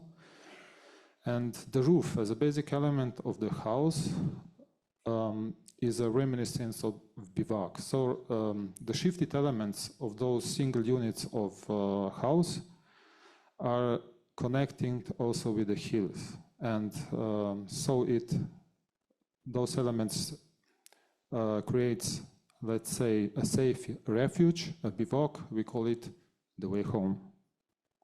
There is also, the client makes prefabricated wooden homes. So we designed our house as a module, and we can combine it with 2, 3, 4 modules in different ways. So it can adapt to different clients' needs. Let's see some rendering. You see here how architecture blends together with the landscape, how these shifted modules corresponds to the different orientation of the hills. Openings represent the carport. When 2 modules fold, house opens and bring the light into interior. Terrace, natural swimming pool, and the view of the landscape. The heart of the interior becomes this rocky wall, which is both architectural and functional. In YY, it hides service room, and the other become a training wall for climbing. So nature is no longer separated, outside become inside. Nature flows inside through the walls, light or views. Interior is dialogue between two materials, stone and wood. This is sleeping area, let's say reading area. And now let's move to the next scale, office design and product design. Microsoft Office Space. The name is Desktop Fluent Design. So for Microsoft, the request was clear. We had to design not only functional space, but also iconic, bold, and inspiring. So they gave us a test fit for a floor plan, and for several reasons, we proposed new one. Why? Because in this floor plan, there were 20% of wasted area because of the corridors, and there were no natural daylight for the semi-public hub space. So we completely redesigned it, and with the concept, we call it funnel design concept. We placed working units on both sides, and we placed in the middle this hub space in the shape of a funnel. In that way, we have no corridors anymore, and the light penetrates deep into the building, so all the premises have natural light and panoramic view to the city. Okay, now we have functional plan, but there is no identity yet. So how could we bring company's identity into the office design? And what does company identity really means? Let me ask you this maybe. What is the first image that comes to your mind when you think of Microsoft? For many of us, it is Windows desktop. This familiar screen we all know. At Superforum, we always seek a story, symbol, association, or something that captures the client's identity. In this way, this particular project, it is this Windows environment. So what we see here is different windows of application floating in this digital space. And we have on the left and the right side, we also have some 3D elements. How can we this implement into our design? So let me show you the next concept scheme. Those surfaces represent the walls. And we have also two 3D elements on the left, reception desk, and at the back, let's say, kitchen island. And how can this be transformed into the real space? Let me show you next photo. So this is, let's say, the immersive Windows environment. We see here extended walls which are detached from the ceiling and from the floor and floating in this office space. On the left we see reception desk, and on the back we see kitchen island.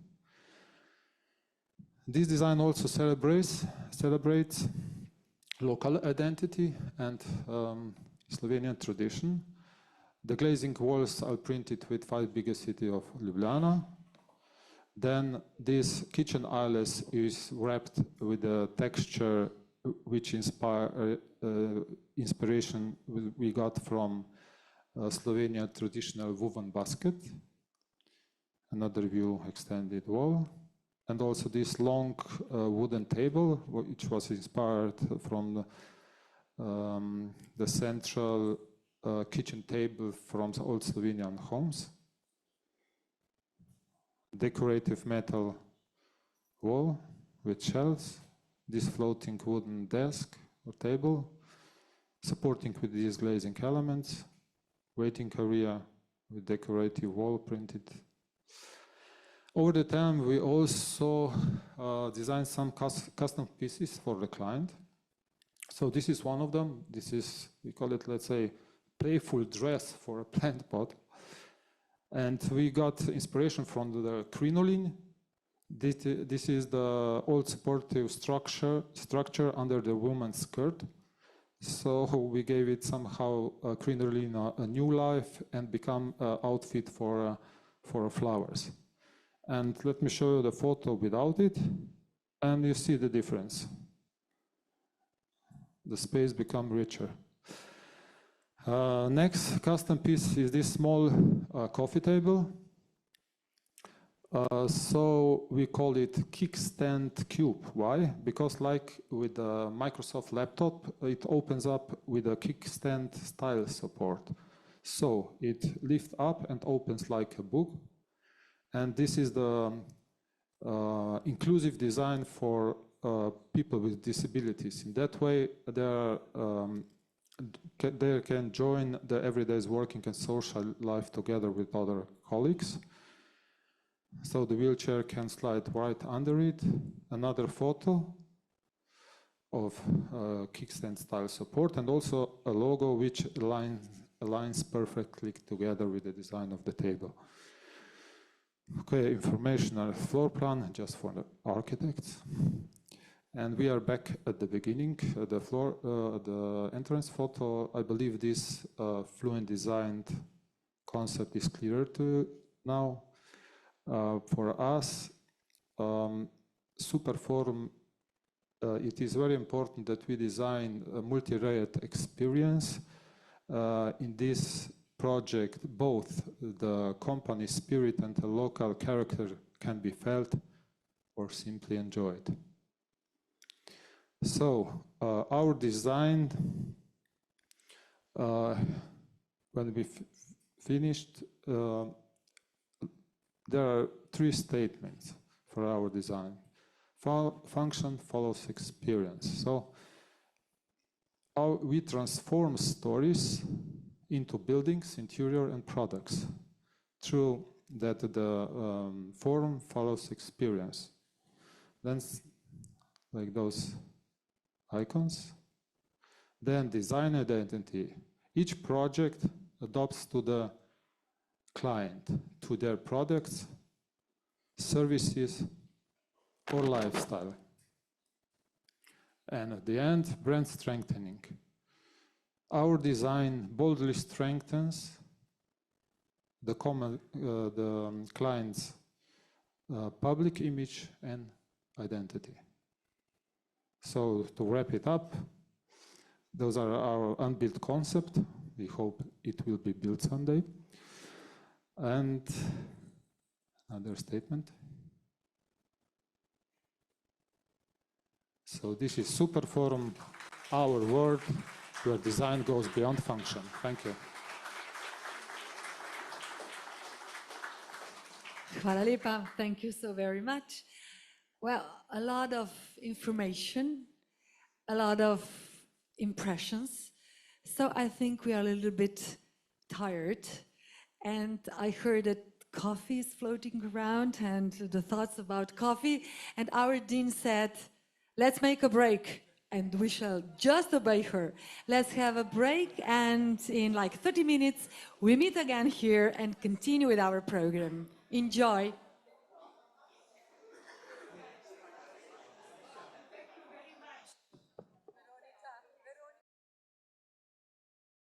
Because Maria Tamashan,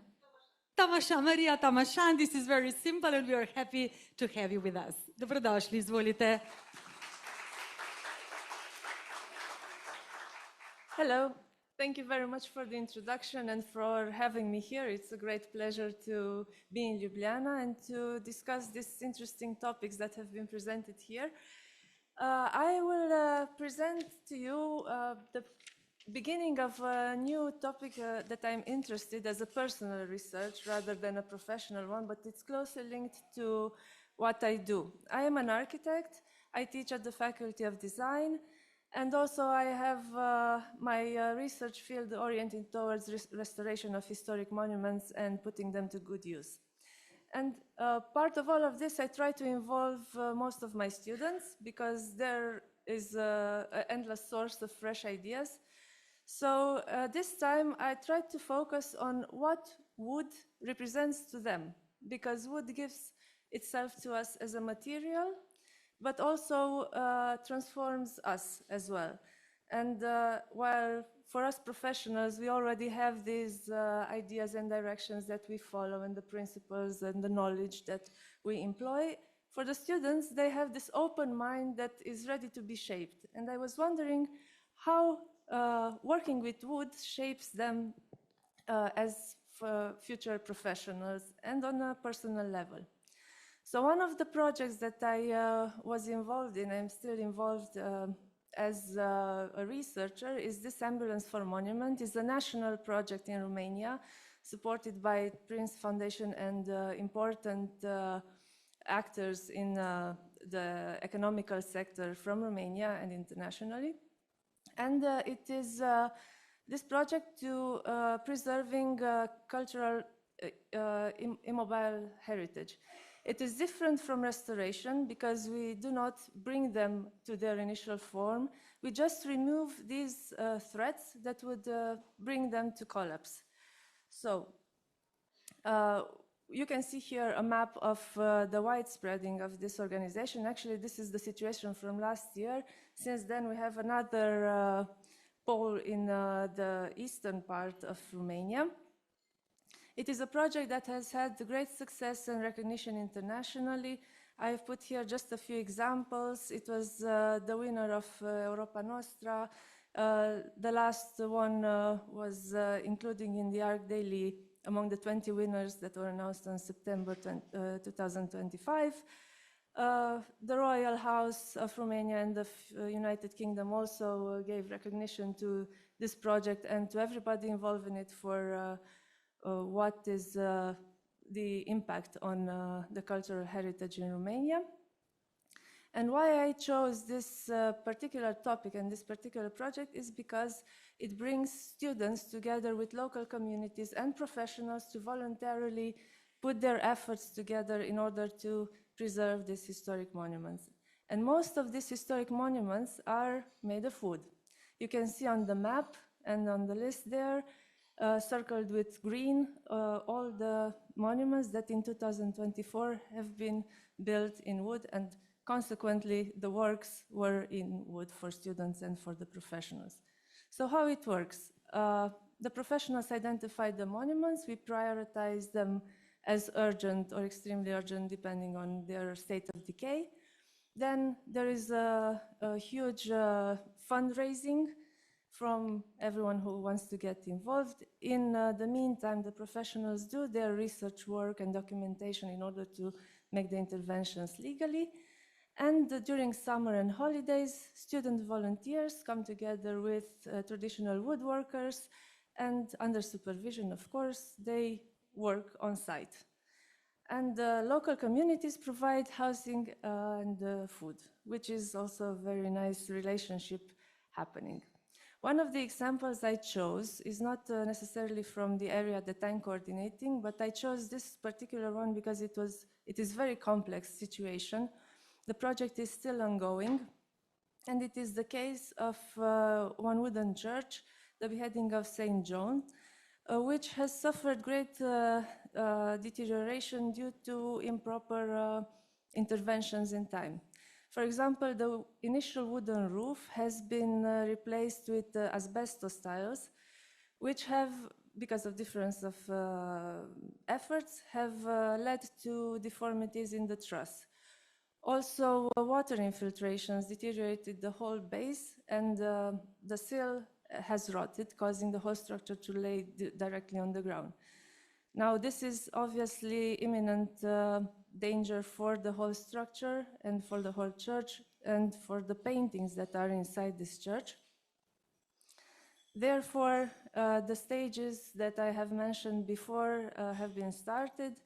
My colleagues have did the assessment, the initial assessment, the measurements using this 3D scanning, the planning of the intervention, the financing, and then they carried out to complete the intervention. So I will not go now into details, but main works meant that they replaced the asbestos tiles, obviously, with wooden shingles done by woodworkers manually in the traditional manner.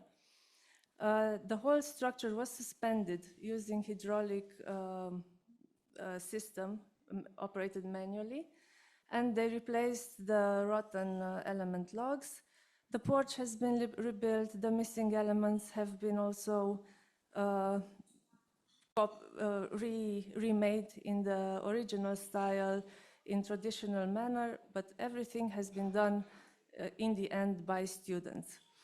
Now, similarly to this situation happens in every case, whether we speak about stonework, woodwork, or other buildings.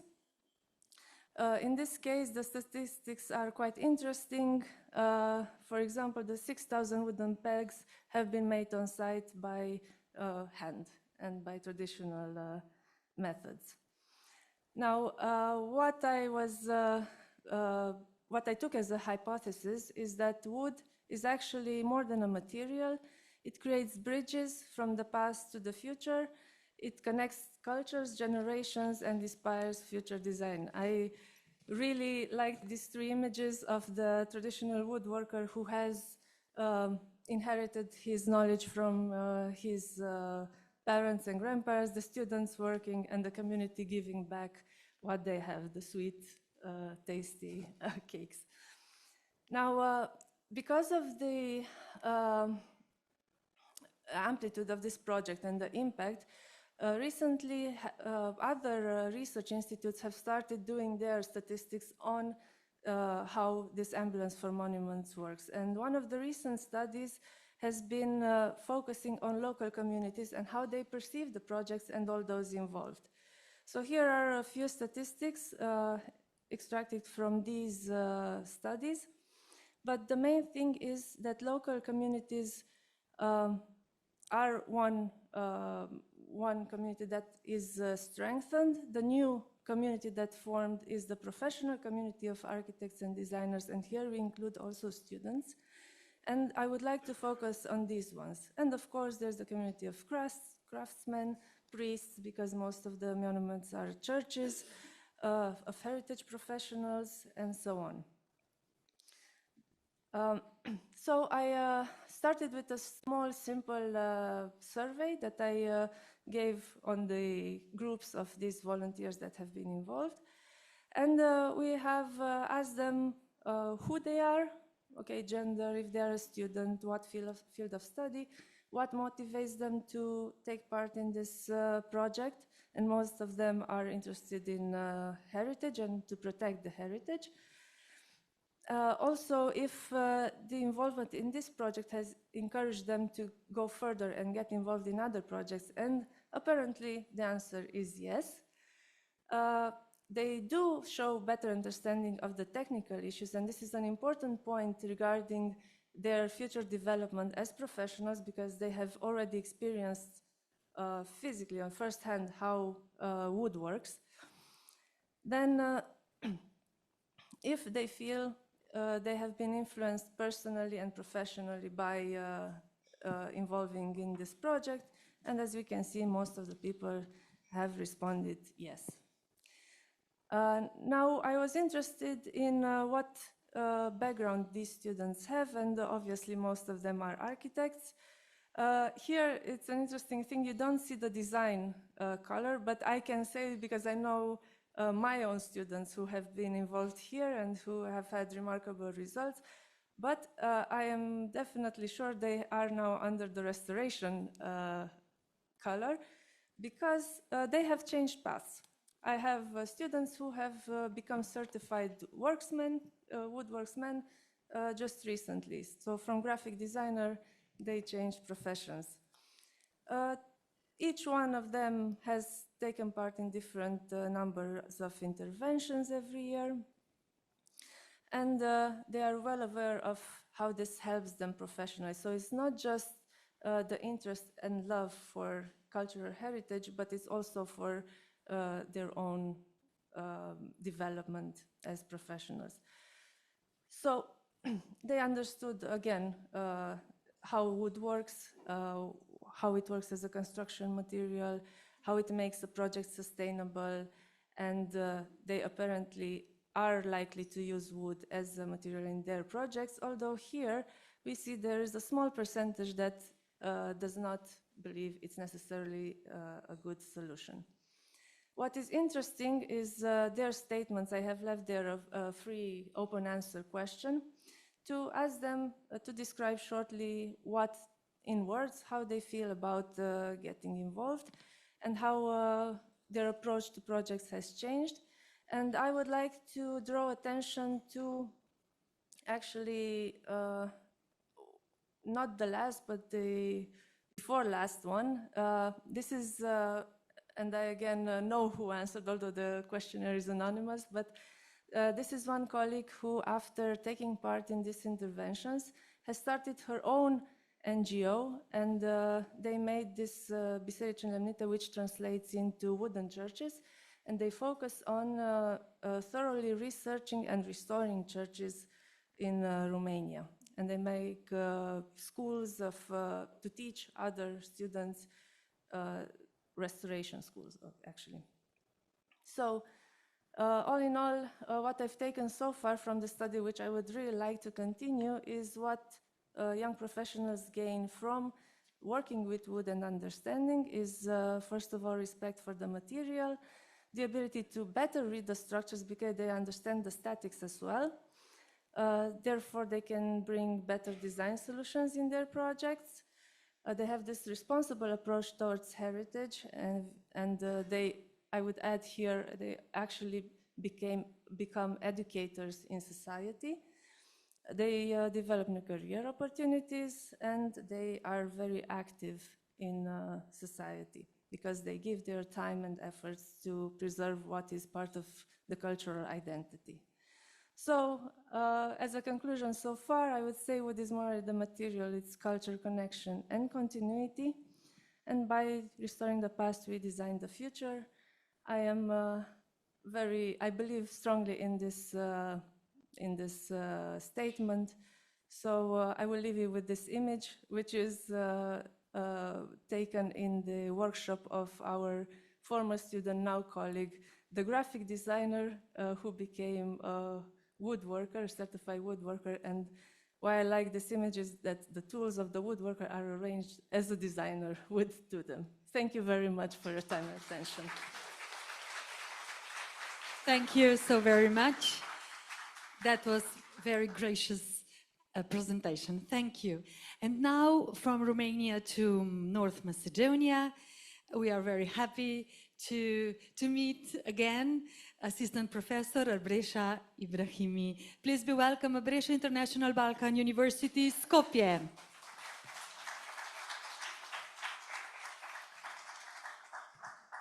Thank you very much. It's a huge pleasure for me to be here in front of you and to talk about different topics related to the wood. So honestly, I'm not interested in materials, neither to the wood, but because my expertise is on museums and mostly I focused on the composition, space composition and related to the circulation, which put museums in a position to make a regeneration of the site, of identity of the site. But I don't know how the last 2 or 3 congress and conferences which I have been, they talk a lot with the wood. And I started to get those questions, why museums are not using the wood, where is the gap between this connection? Because I always was inspired by the fingerprints and also the prints of the wood, which in one context are very similar, but the other one, if we focus on details, we will see a lot of differences.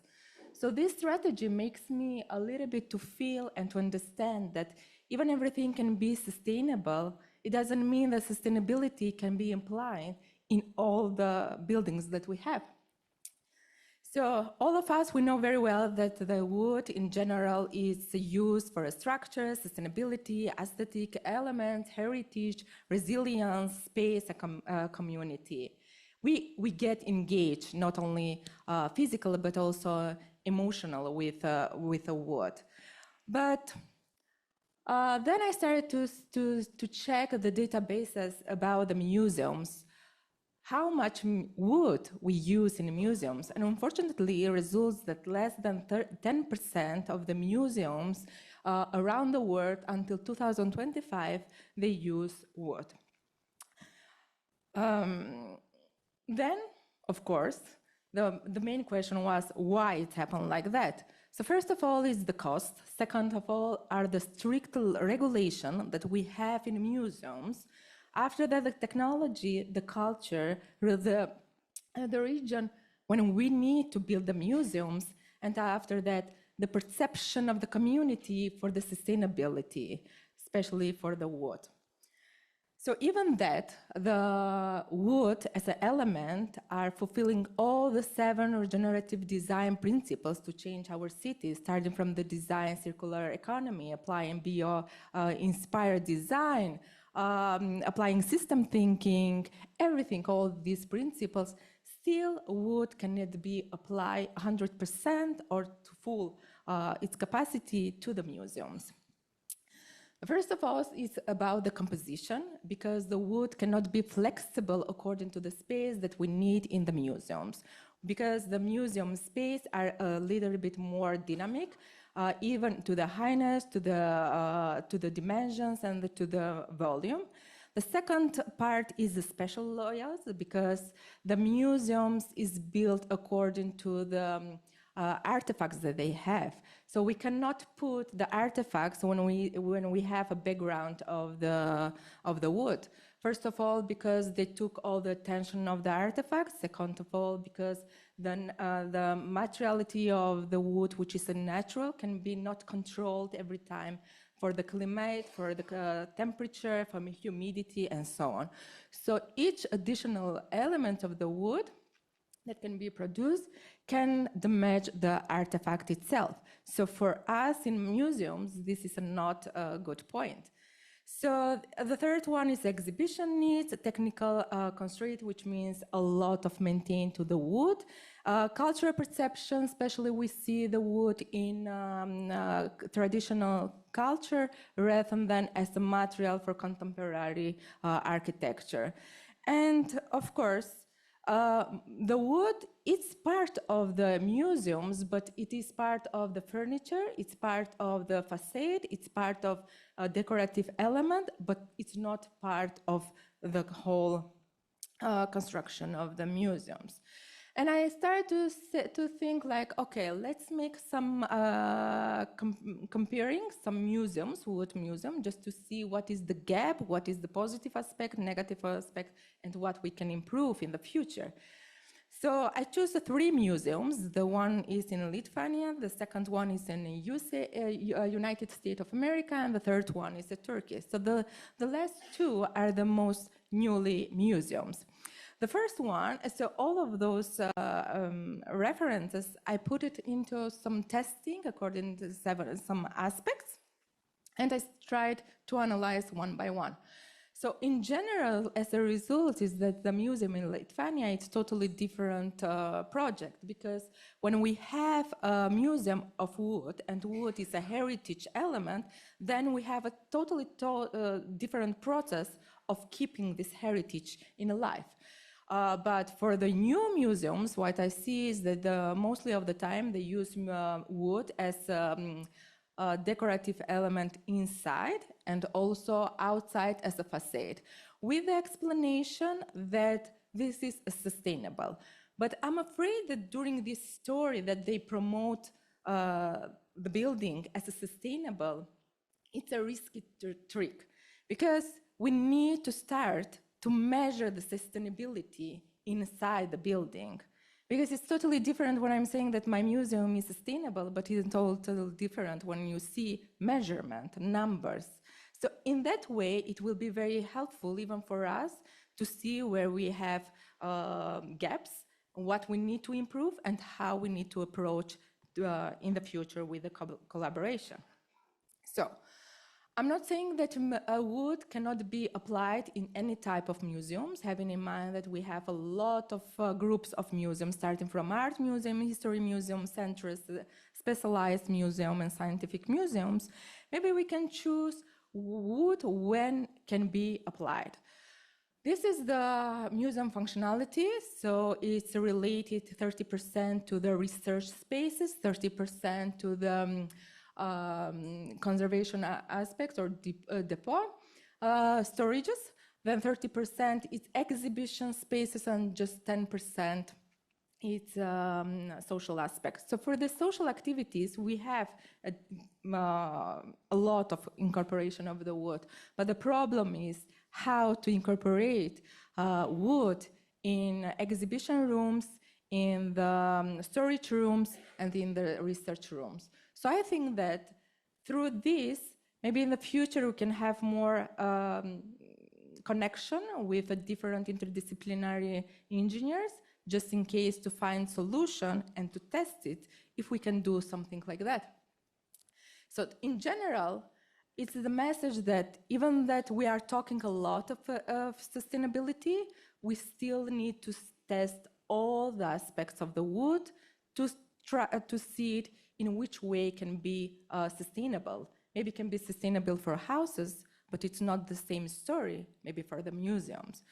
So it is a huge pleasure for me to start to think in a different way about the wood, and maybe in the future we can have a collaboration and just to fill these gaps that we are missing today. Thank you again.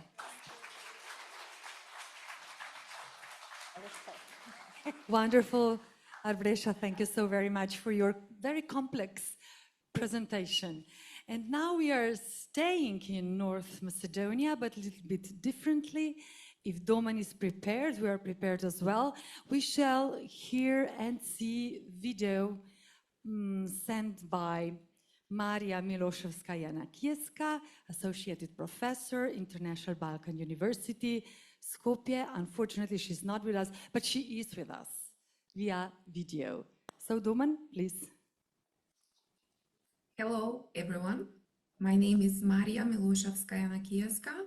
I'm coming from the Department of Architecture, Faculty of Engineering at International Balkan University in Skopje, North Macedonia. Unfortunately, I can't be present at this amazing event, so I prepared my video presentation. I will share my screen.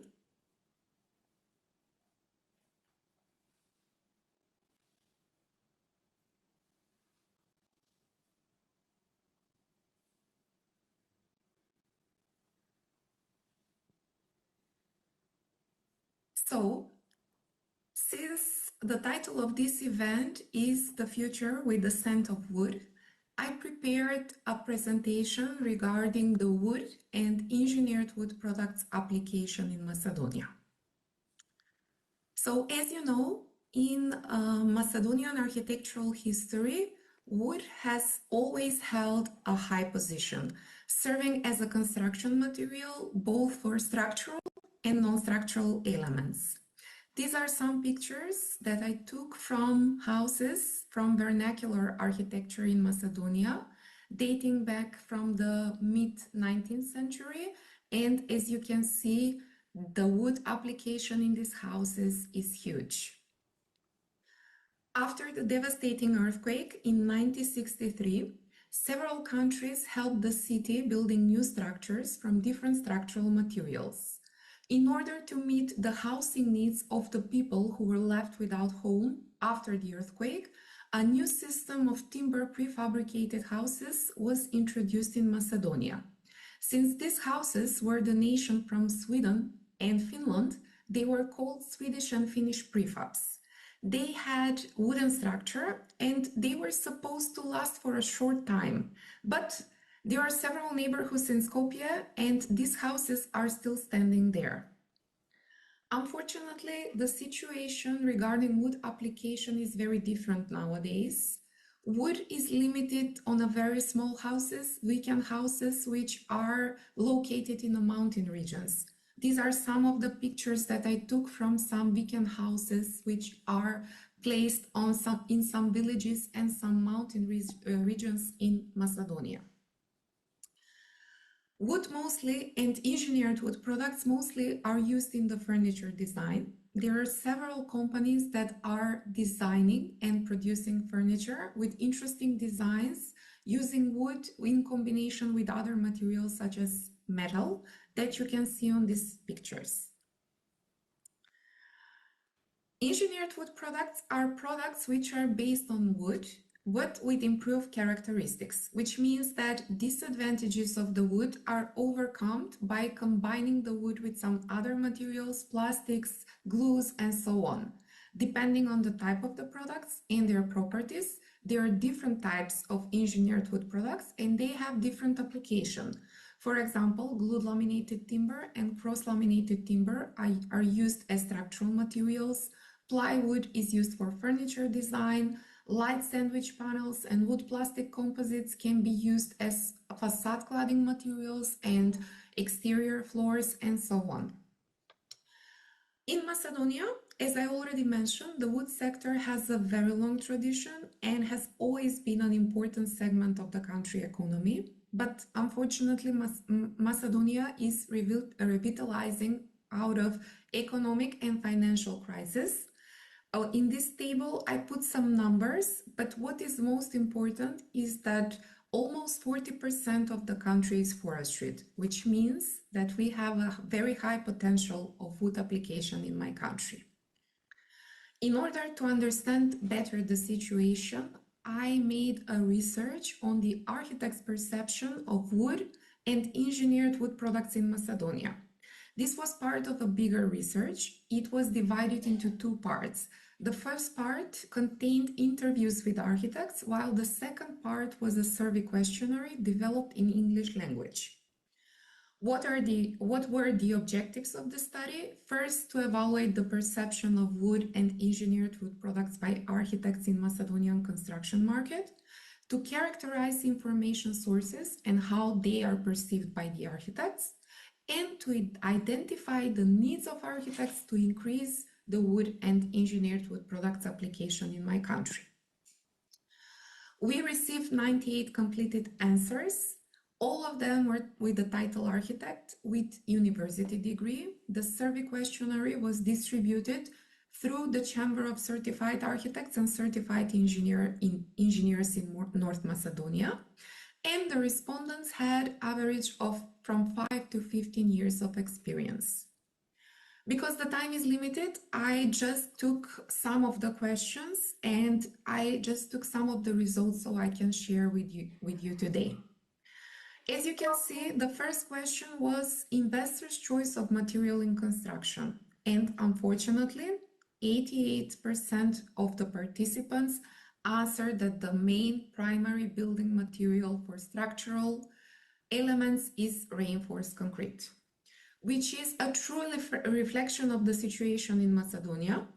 If you see the buildings in Skopje, most of them look like this. So all of them have reinforced concrete frame structural system, they have glass facades and some aluminum panels for decorations, but wood is not present in these buildings. The situation is different when it comes to architects' recommendation for the building materials. As you can see, architects are not recommending just reinforced concrete. They also recommend other materials. But the problem is that the main decision is left on the investors. So they are making the decision of the building materials and they mostly choose reinforced concrete. In my country, architects show a high level of confidence in wood as a building material, but there are various factors that influence their perception. Limited exposure or familiarity within contemporary wood technologies, misconceptions about the structural performance and durability of wood and engineered wood products, as well as regulatory constraints. We don't have codes and regulations, especially regarding the engineered wood products. Another problem is the market availability. We don't have production companies that produce engineered wood products in Macedonia, so we have to import them from the neighboring countries, and of course, the lack of skilled labor. What I'm particularly happy about is that wood and engineered wood products are very popular among students and young architects. This is one project from our student. Now he is assistant at our department, Faton Kalisi. He designed a botanical garden with wonderful structure, very interesting structure made of cross-laminated timber. Another example is this project from our student. It is called Green Cafe in Skopje. She wanted to implement biophilic design in this project, and she used a lot of greenery, natural materials, water surfaces, and of course wood, which achieves this biophilic design in her project.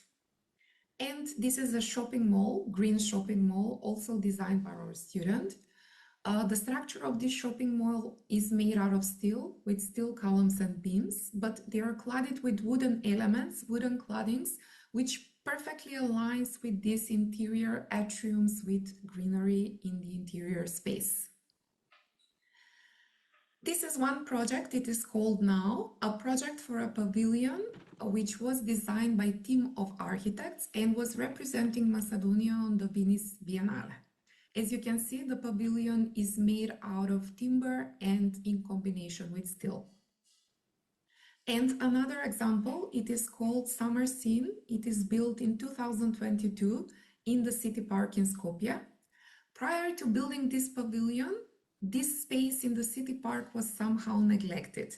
But this pavilion with structure made out of combination of steel and wood now serves as a scene for different social events and enriches the space in the city park. So unfortunately, as a conclusion, we can say the primary material for building construction in Macedonia is reinforced concrete due to some regulations, limitations, availability on the market, skilled labor, and knowledge of the architects. But the situation is slowly changing. And as I already said, young architects and students are really enthusiastic in wood application in their projects. And as we know, young architects are the future. So we hope that the implementation of wood will increase in future years. At the end, I would like to thank you all for your attention. Unfortunately, I'm not there to answer your questions, but if you want to reach out and involve into a discussion, I have my LinkedIn QR code here, so if you want to connect with me, feel free to do that. I hope you will have a great time in Ljubljana and hope to see you soon. Bye, everyone.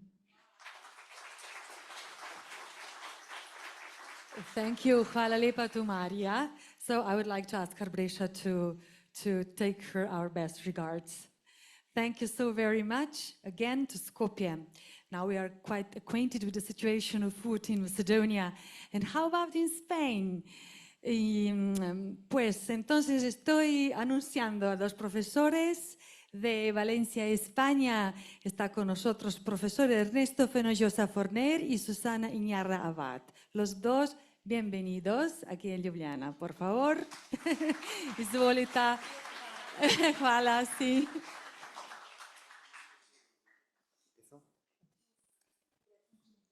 Thank you very much for introducing us. Dober dan, everybody. Good morning. And nada. Nada no está, pero. Oh, sorry.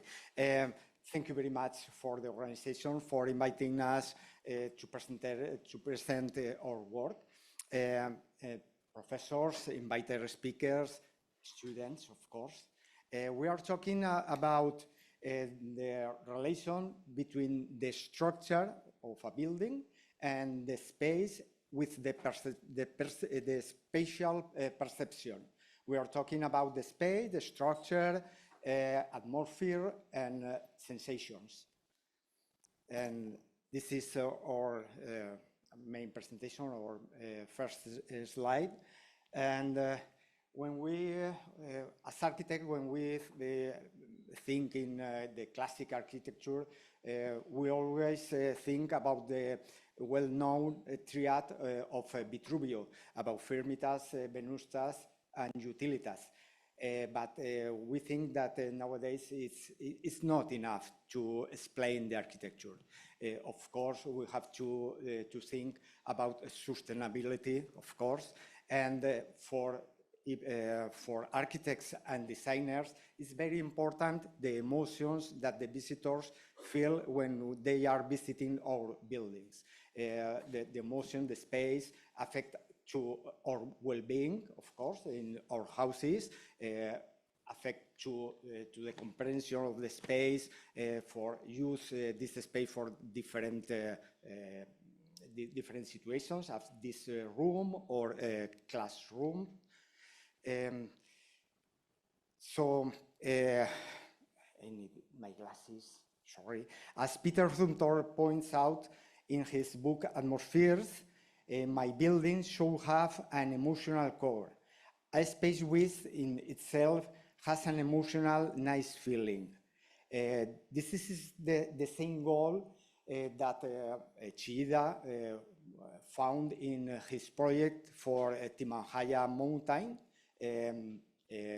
He created a big hole, a big void inside the mountain to move people, to get emotionally and spiritually sensations. Using this same project, I'm sorry for the picture because it's not enough light, but it's very emotive space of this project. Using this project, we can talk about the main parameters that affect to the spatial perception, as the geometry, the proportions of the space. This is a huge space. It's an enormous space excavated in the mountain. The lighting, of course, in this project, the light is from the top of the mountain to connect the visitors with the sky, to connect with the spirituality, and of course the materials, as we are talking about the wood. Wood is a natural and warmed material. In this case, all is stone, carved stone. Other case, when Kubrick used all these parameters to create the film, the main film of The Shining, the boy, sorry for the picture, the boy running along the corridor of the hotel with the geometrical carpet, with the small corridor, the artificial lights, took the music, even the point of view of the camera, to create an stressing space and to get emotions and scare emotion. So there is a very interesting case in the group of sculptures designed by Richard Serra for the Museum of Bilbao, in the Guggenheim of Bilbao. They are a group of sculptures made by sheets, massive sheets of steel. It's impossible to understand the sculptures walking only around the sculptures. Visitors have to walk into the sculptures, the tiled sheets and the slope, the different ways, even produce different balance of the visitors. So we can say that the architecture is understood with the whole body, not just with the eyes. It's a sentence from Palasma. So among the many parameters that influence spatial perception, like color or light, today we will focus on how the structure conform the space. If we start with the flat ceiling, which are the more common, we realize that the uniformity introduces an horizontal order that emphasizes continuity and rationality. the feelings they create depend largely on high and light. A high ceiling with generous natural light conveys openness and lightness, as we can see in the crown hall of Mies van der Rohe. When we don't have natural light and we have a low height, we feel a kind of oppression, so we need to add artificial light. Another way to use the structure is that the structure that we find, like here, that we have this beautiful shape, and we can play with that to make the order and to play with the perception. When we have this linear structure, like we can say here, we focus on the direction, so that can even change perception of the size. It can lie about the real shape of the architecture. And we play with the shadows, with the light, focusing the gaze of the user wherever we want to focus. When we have two directions, in opposite, we create a regular order which we can create a kind of feeling of peace, of order. Both cases, when we have this exposed structure, they are very good for sound. So if we use also natural materials like wood, we can create a very nice acoustic ambience, atmosphere, which is very good for concerts or for conference.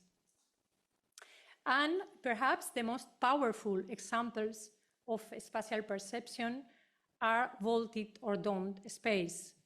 The most symbolic that we all know is the Pantheon in Rome. The dome is more than 43 meters.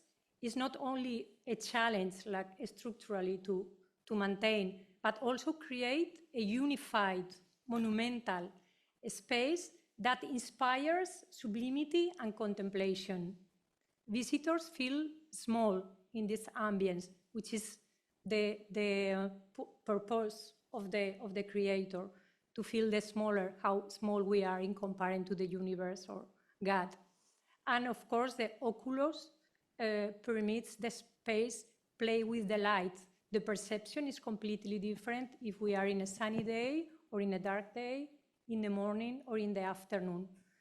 And also the sound. This vault has a special sound who permit the user to feel the sublimity of the humanity. In contemporary architecture, we see some kind of reinterpretation of these spaces. We have the ribbed domes of Santiago Calatrava, such the Oculus in New York, and also the Agora in Valencia. We have an example. The ribs beams create this space, which is huge, and with the light creates a really special atmosphere. I don't know if you have been in one of these spaces.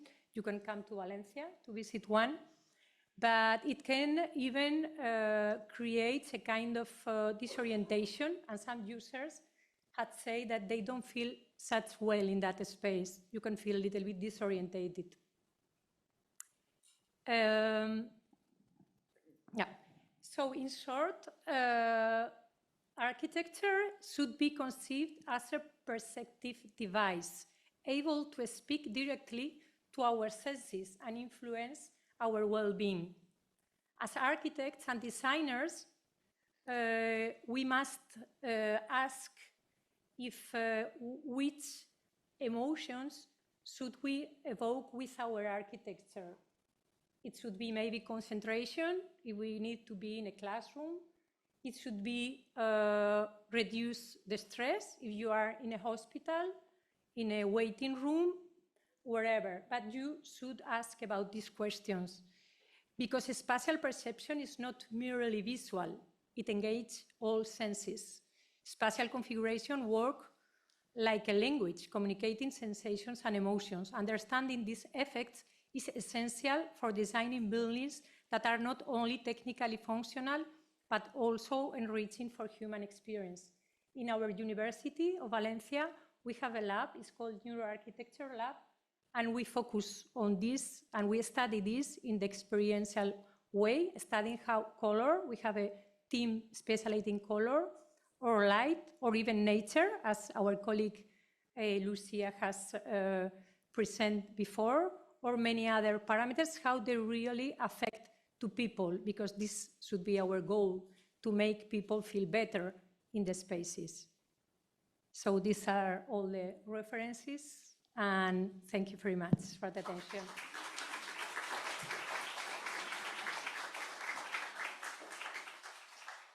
Hvala lepa, ali kot bi rekli Španci, muchas gracias por su presentación.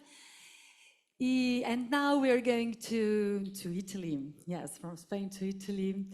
We are really curious to hear the contribution, the presentation of Elena Rause. She's coming from Isia Roma Design Pordenone, Italy, Italia. Per favore. Per favore, per favore. Prego.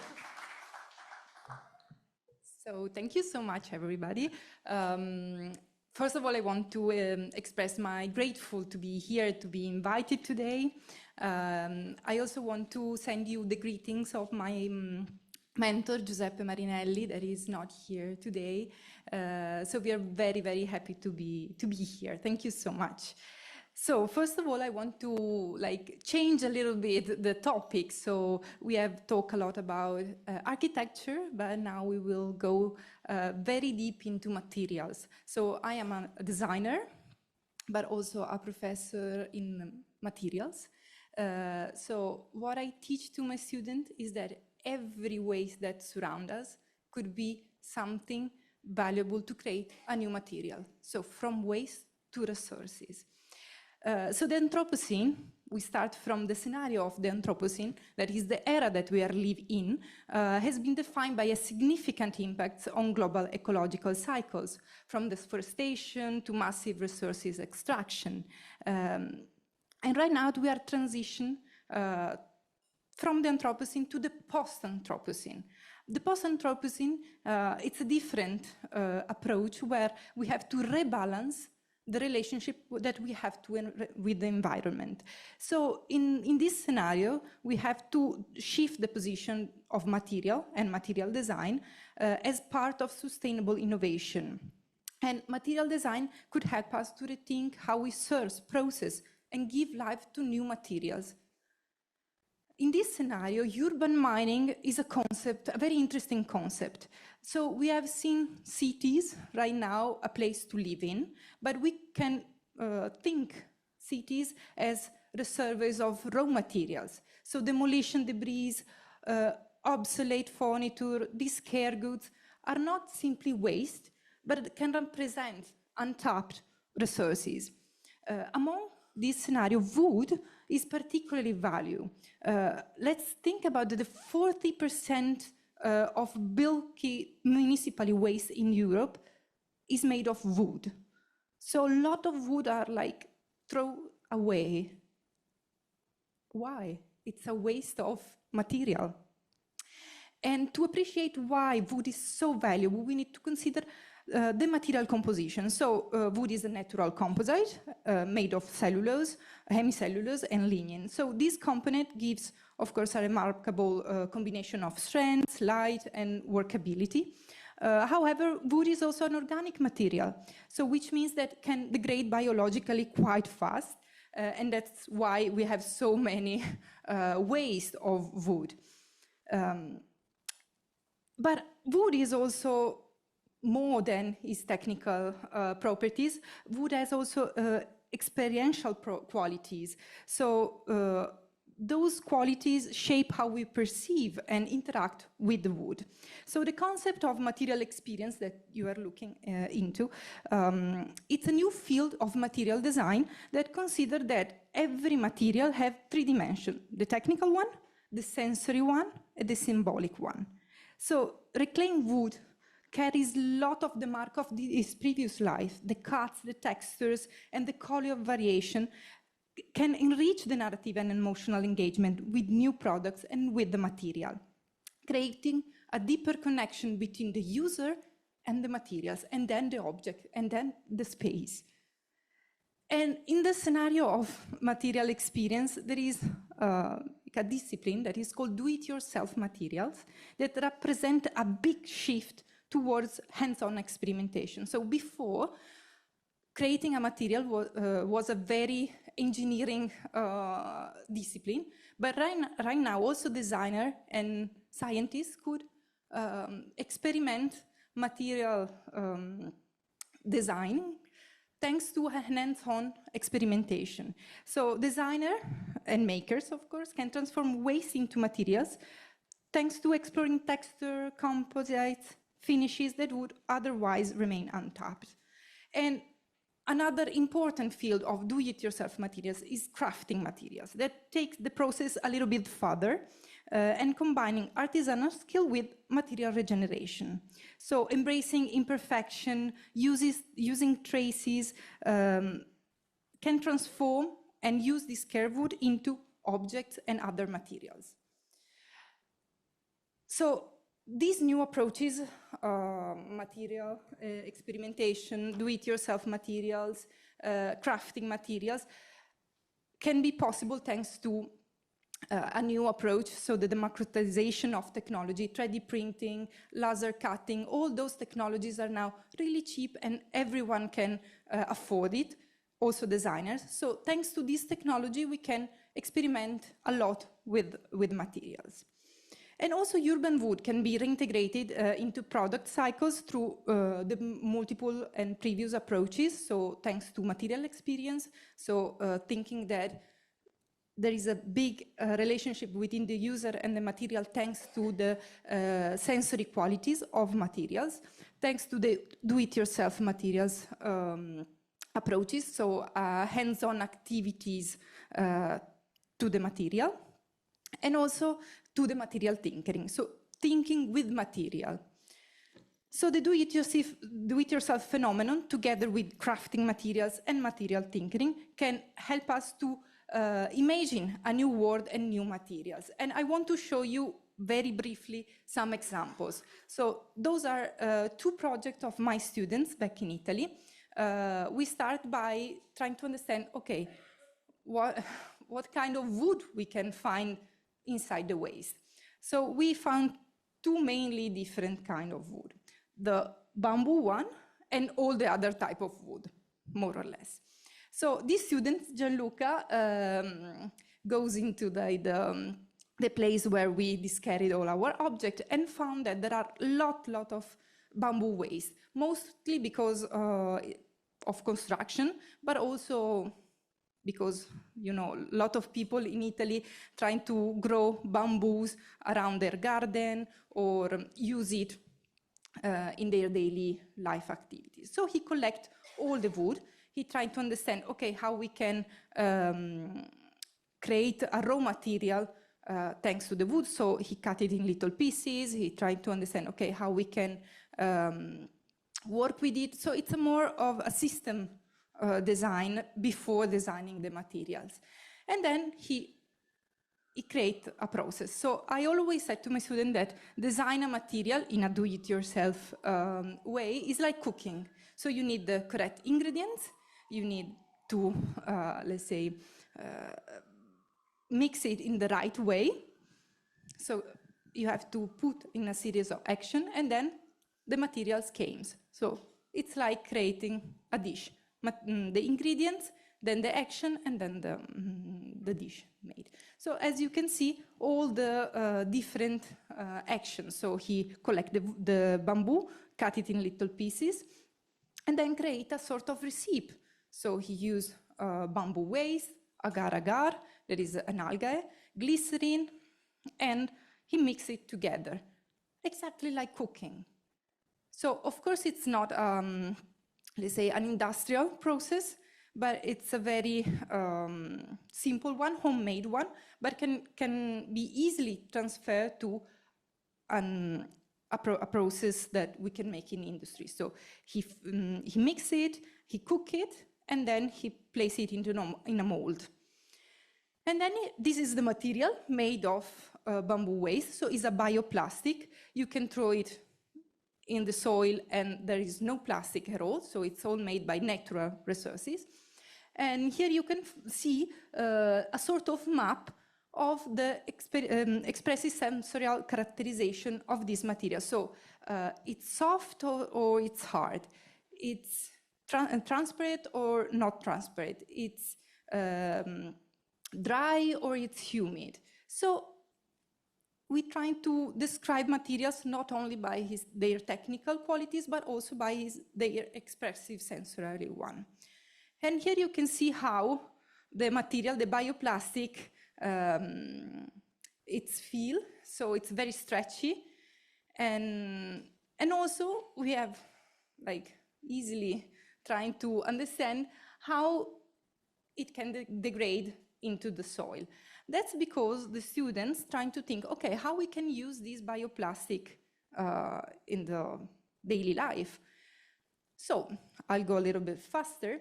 So he said, okay, since the most of the bamboo waste it's made of, it came from the gardening and garden areas, he thinks that he can replace the plastic sheets that we use to put it on the soil to, you see, to grow up the plants. Those sheets are very, very bad for the environment because are all made of pure plastic and they can degrade and the microplastic goes into the soil. So he thinks that he can replace those, let's say, material with the one that he designed. So that is a little change that we can make that can affect a lot the world where we are living. The second student is called Andrea, and he works a lot with, let's say, the waste of the windows. So when we try to renew a palace, the first thing that we change are the windows. I'll go super fast right now. So he trying to understand, okay, how we can reuse and remix the wood. He created this sort of wood power, and he mixed it with agar-agar, glycerol, and water. And he also created the recipe and all the process, and he created these two materials. One with more wood power in it, and let's say the right one with less wood power in it. We also make, let's say, a sheet of the expressive sensorial qualities of the material, and then he also apply it in a product. So this material is like leather, more or less, and he said that, okay, we can replace the real leather with this, let's say, fake leather made of wood waste. So I'll go super, super fast since we have very short time. There are a lot of challenges in this approach. Let's say the wood waste, it's not easy. There are a lot of challenges like all the, let's say, the painting and things that we could find in the wood. Most of them are also very harmful for our health, but it's very promising because we can really imagine a new way to conceive material and a new way to approach material in a sustainable way. Thank you so much.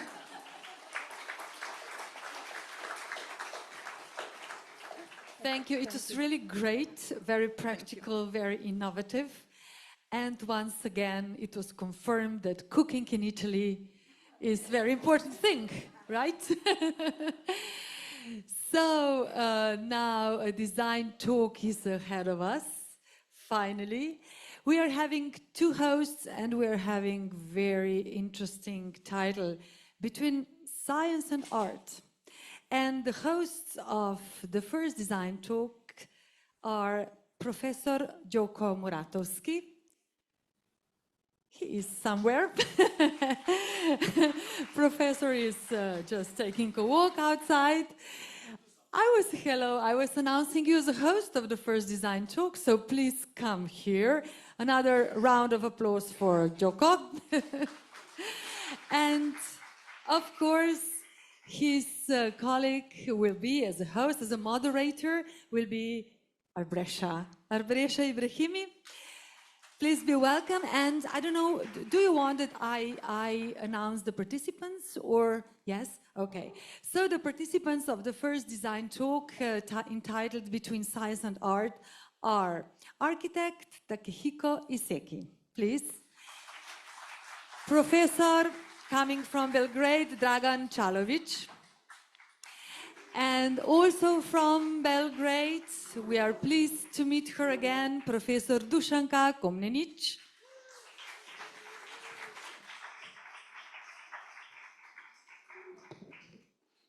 And I would like to announce also Barbara Gunčar, leading partner of Design Management Slovenia. Be welcome, Mrs. Gunčar. And Emeritus Professor, Architect Peter Gabrielčič. Please be welcome. I hope that you are prepared. We certainly are. So the floor is yours. So how much time do we have? You have 2 days, 3 days. 10 Would it minutes? be okay? No, how much time? Let's say 40 minutes, 30, 40 minutes? Yes? We can keep it shorter if... Yes, maybe 30 minutes because then we just continue with another design talk. Lovely, thank you so much. Thank you. Thank you, everyone.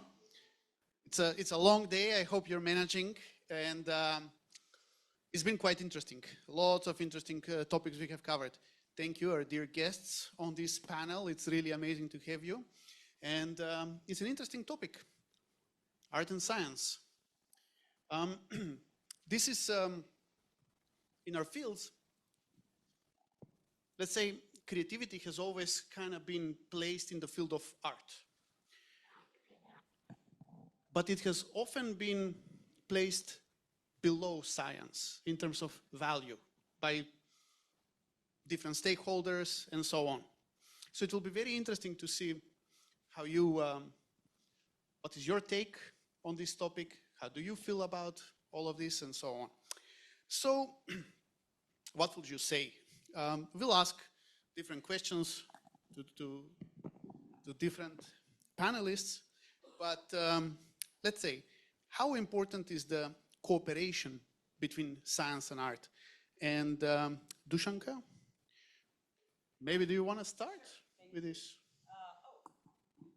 Hi, thank you very much for having us again. And thank you for this great question. Well, in terms of cooperation between science and art, there has always been, a tight connection between the two, and there are two sides of the same coin, I'd say, because they're tightly connected since the times of Leonardo da Vinci and all the drawings and paintings, and, science and art are tight and tightly connected. Because if it weren't for art, then we would have a slightly, actually exponentially smaller group of interest, because, it's much better to draw and paint something than to create charts and facts. It's much, easily understood that way. So then we have, all this STEM education these days, where we have mathematics and architecture and all together. So yes, it's growing even stronger. Wonderful. Thank you so much. Sure. Barbara, I'd like to ask you a question as well on another thing. So if funding, recognition, or institutional support favors science over art, which is often the case, how can meaningful collaboration survive between those who practice art and those who practice science? Yes, interesting questions, because we are a leading partner in this design management competition center, and because of that, I would like to introduce a little bit about our company. NETS company is mostly now IT company. We started 30 years ago as a consulting partner, as a consultant company, but our name is NETS. What this means? It means that we would like to work with different kind of companies, with different kind of area, people abroad and so on. And what we do in the future, because we saw there is a lot of challenges in our consulting area, because we consulted by ISO standard, 90,001, 14,001, and so on and so on. And there is many administrative work, and because of that, we developed DNA EQMS platform. Why DNA? Because DNA is a genome, what means that it should be in each company. It means it should be in education company. We already have references in alma mater. We have references in industry, for example, in pharmaceutical companies, and so on and so on. And what I wanted to say that now in our competence center, we would like to join these two parts together. It means that these two parts must be essential for holistic understanding. Okay? Yeah. What will be the main obstacle that you see in achieving this? It's not easy to introduce this topic to each company in Slovenia, because they all have a lot to do, a lot of work. Where someone already have time, then this company is very good. It means that it's nice to work with them, but we try. Yeah. Thank you for that. Peter, I'd like to ask you something as well now, if you don't mind. For the past couple of days, you were a great advocate for research, and especially using research in the creative process. How do you see the methodology of science? Hypothesis, testing, iteration, paralleling or differing from the artistic process? Well, I am working on two sides all the time. I'm a researcher. Yes. And I'm also artist, like architect. So I'm very familiar, personally, with both kinds of research.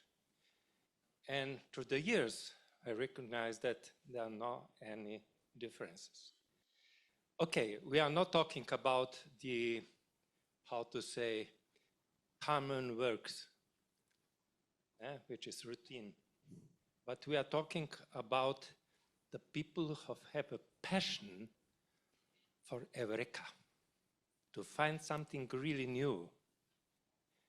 It's the same for the searchers and for the artist.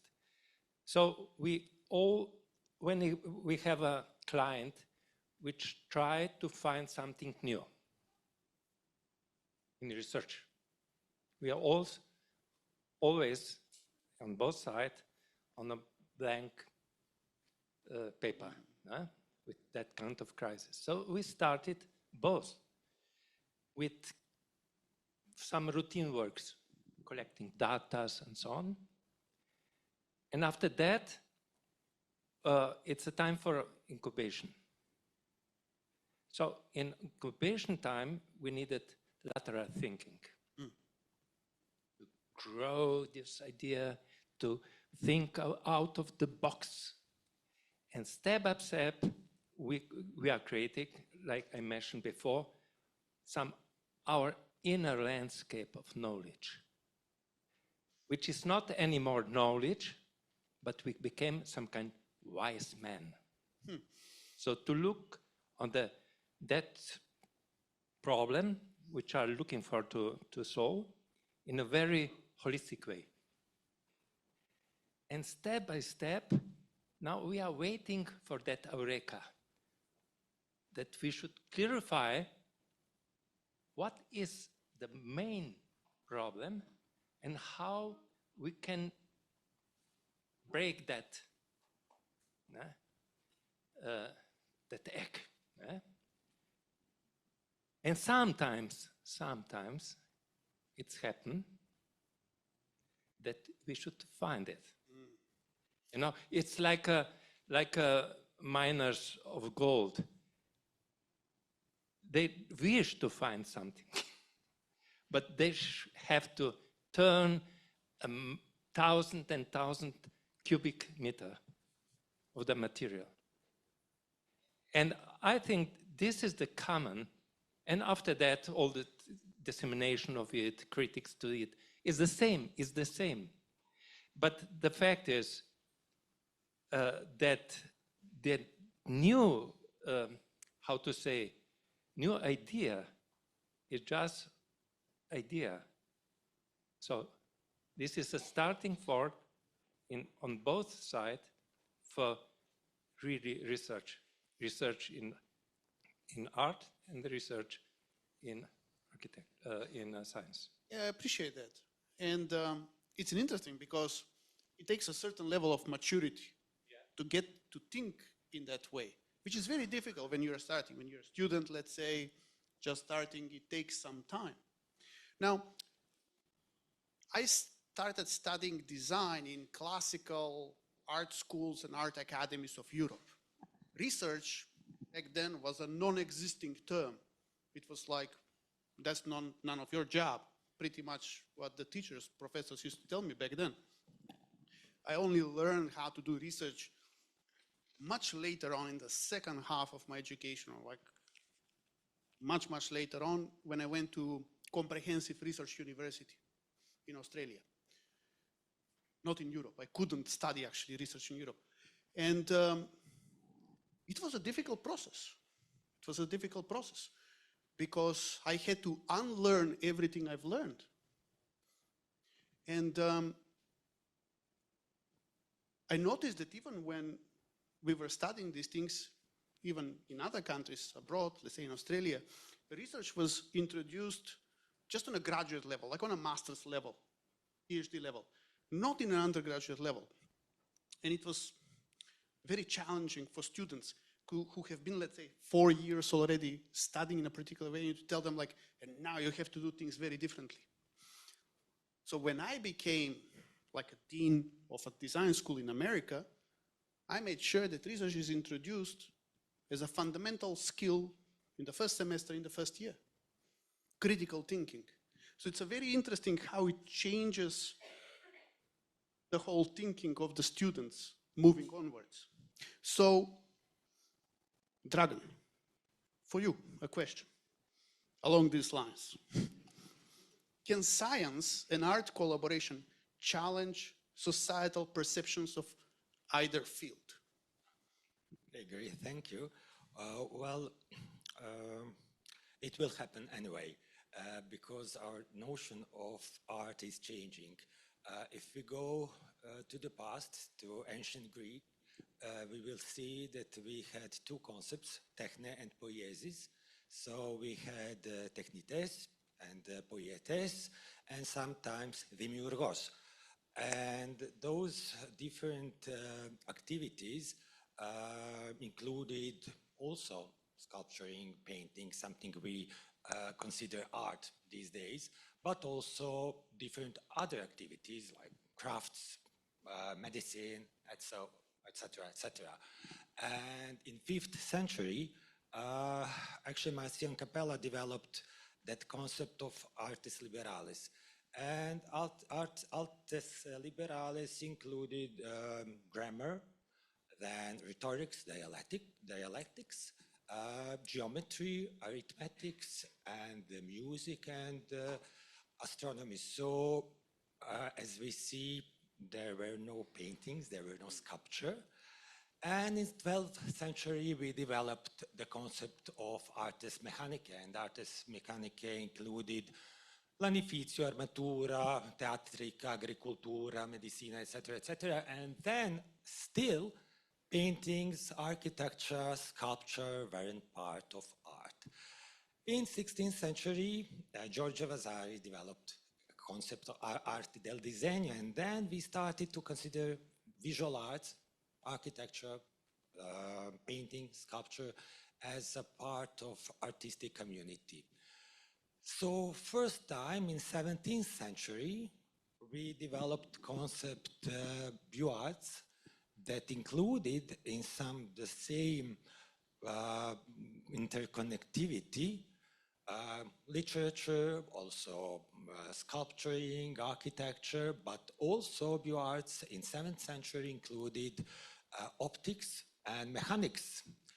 And only from 18th century, we started to develop our modern concept of art. So what we now consider arts is concept that is old only 300 years, around 300 years.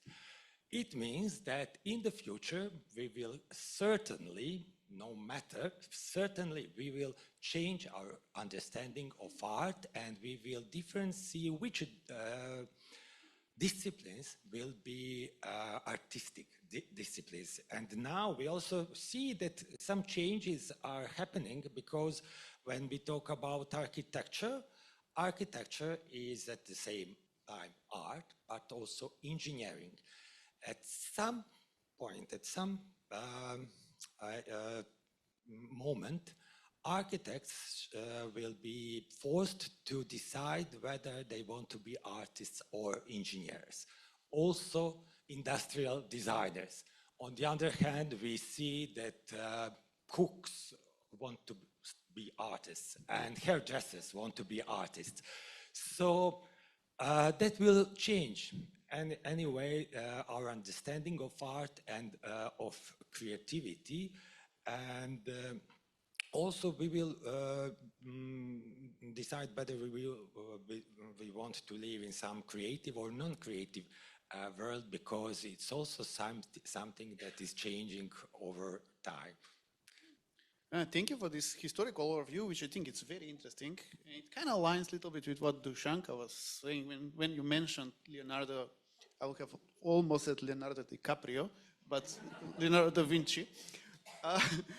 I often like to use that as an example, that at some point there was no separation between science and art and engineering and all of that, especially with people like Renaissance people at,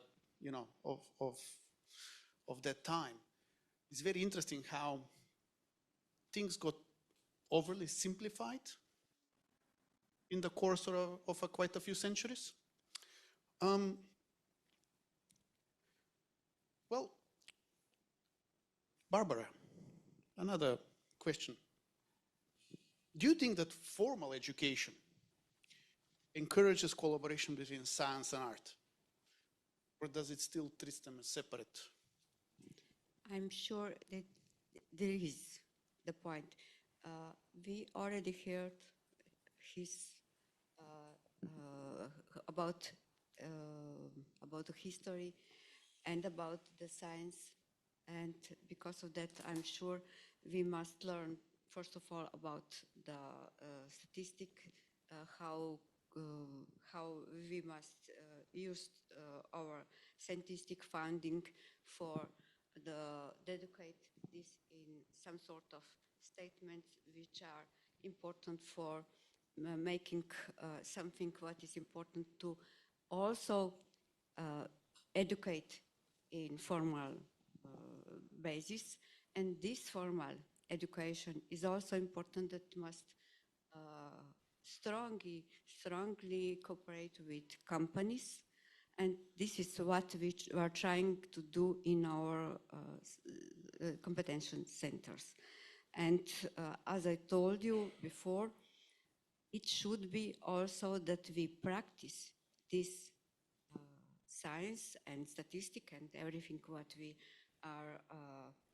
are studying in formal education, also incorporate in our companies that we are trying to do. Thank you. My colleague Brescia, she actually wanted to ask a question for Take. So would you like? Of It's course. a two-part question, I believe. Yeah, it's a huge pleasure to have this opportunity to talk with you. So, dear Takehiko, we know very well that the firm of Zaha did, and also your particular work is the best example how science and art are in collaboration. But I know very well that you have a short presentation, so I will invite you to have the presentation first, and after that I will ask some questions. Thank you. I understand the huge time pressure here, so I'll do it quickly. I did kind of similar presentation yesterday to the students, but I think it's also worth sharing just quickly how our studio works, and from the science and art point of view. Let me allow a few times. So, of course, our studio is based on the legacy of Zaha Hadid. And as you might know, she's actually studied mathematician. She finished the undergraduate degree as mathematics in Beirut University. And after that, she moved to Architecture Association in London, where she flourished her kind of artistic level of inspiration. And then she combined those two into architecture. And that still stays with us in our office. So both artistic side and the scientific investigation is still the core of our creativity. I would say that art is always affect your emotion, psychology, and the science is for your knowledge and investigation. So those both work simultaneously together in our office, and we operate different type of buildings across the world. But we approach the same way, both putting importance of the art, which belongs to the local community and the place people live, and the science, which is universally applicable and a scalable technology, which you can use different type of projects. So here is an example of Beijing Airport. When it was constructed, it's one of the largest sites on the Earth, and it uses 100 million passengers per year through this airport. So when we're making gigantic airport like this, you can see the person the size of this inside the airport, which is almost like designing the city, not the building anymore. So when we design this building, let's say, we use the scientific approach of urban design and scientific approach or psychological approach of human behavior to design this large-scale airport. And we also use the technology for the later stage of the project to design management and the construction efficiency, and also optimizing the structural performances. So those art and structure or engineering understanding will create something amazing, which you've never seen. But without the contribution of both art and the science, it will not happen. For example, this tower in Beijing is creating 230-meter tallest atrium in the world. But this idea came from artistic approach because underneath this building, there is a metro line running in the middle of the site, and we are not allowed to build the building on top of those metro line. So what we approached was, it actually looks like one building, but it's actually two buildings. You know, we split the building into two and then connected with the bridges. And then eventually they created the tallest atrium in the middle. So artistic creativity, again, we approach architecture not only through the model and the plan, but also with the paintings and the sculptural forms. So our work often exhibited in an art museum in the world. But at the same time, we have a very strong internal scientific specialist team working closely with our design team. So, for example, this team, Zaha Code, is looking at the digital fabrication, 3D printing, and the laser cutting technologies. Zaha AI team is looking at the human behavior inside the building. Sustainability team looking at the performance of the building within certain place in the world. And then lastly, VR and Metaverse team is looking at the digital space, not only the physical space. We have a huge kind of accumulated knowledge how people behave in the real world, but also the virtual world. So putting those together, we have some project. Often we test it into the smaller scale of the building, almost like a prototype projects. So this one is 3D printed bridge in Venice. So it was inspired by the traditional stone bridge in the middle of the Venice. And we try to use the latest technology to replicate the performance, structural performance of the bridge by using the latest technology and materials. So through the idea of structural analysis and then form finding technologies, we know, using those technology, we know exactly where the structural force is coming into each member of the bridges. So each members are small pieces put in together, shipped by the boat, because the site was in Venice. You will not be able to construct on site, so we created these each members outside, and they brought into the site by ship. But also, these 3D printed material has got a hollow section inside, because we want to reduce the use of concrete material. So this bridge is much lighter, performance-wise it's much more optimized, and we reduce the amount of material we use, and this bridge is whole recyclable. So we use the same technology, for example, for this case, in a large-scale master plan in China. It's more than 1 million square meter master plan. Here we use AI and computational technology together with the gaming technology.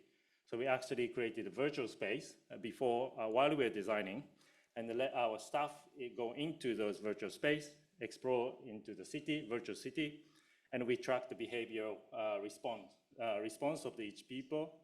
And we took the sample of more than 150 people in our office, and then we use those collected data to determine which type of master plan works better.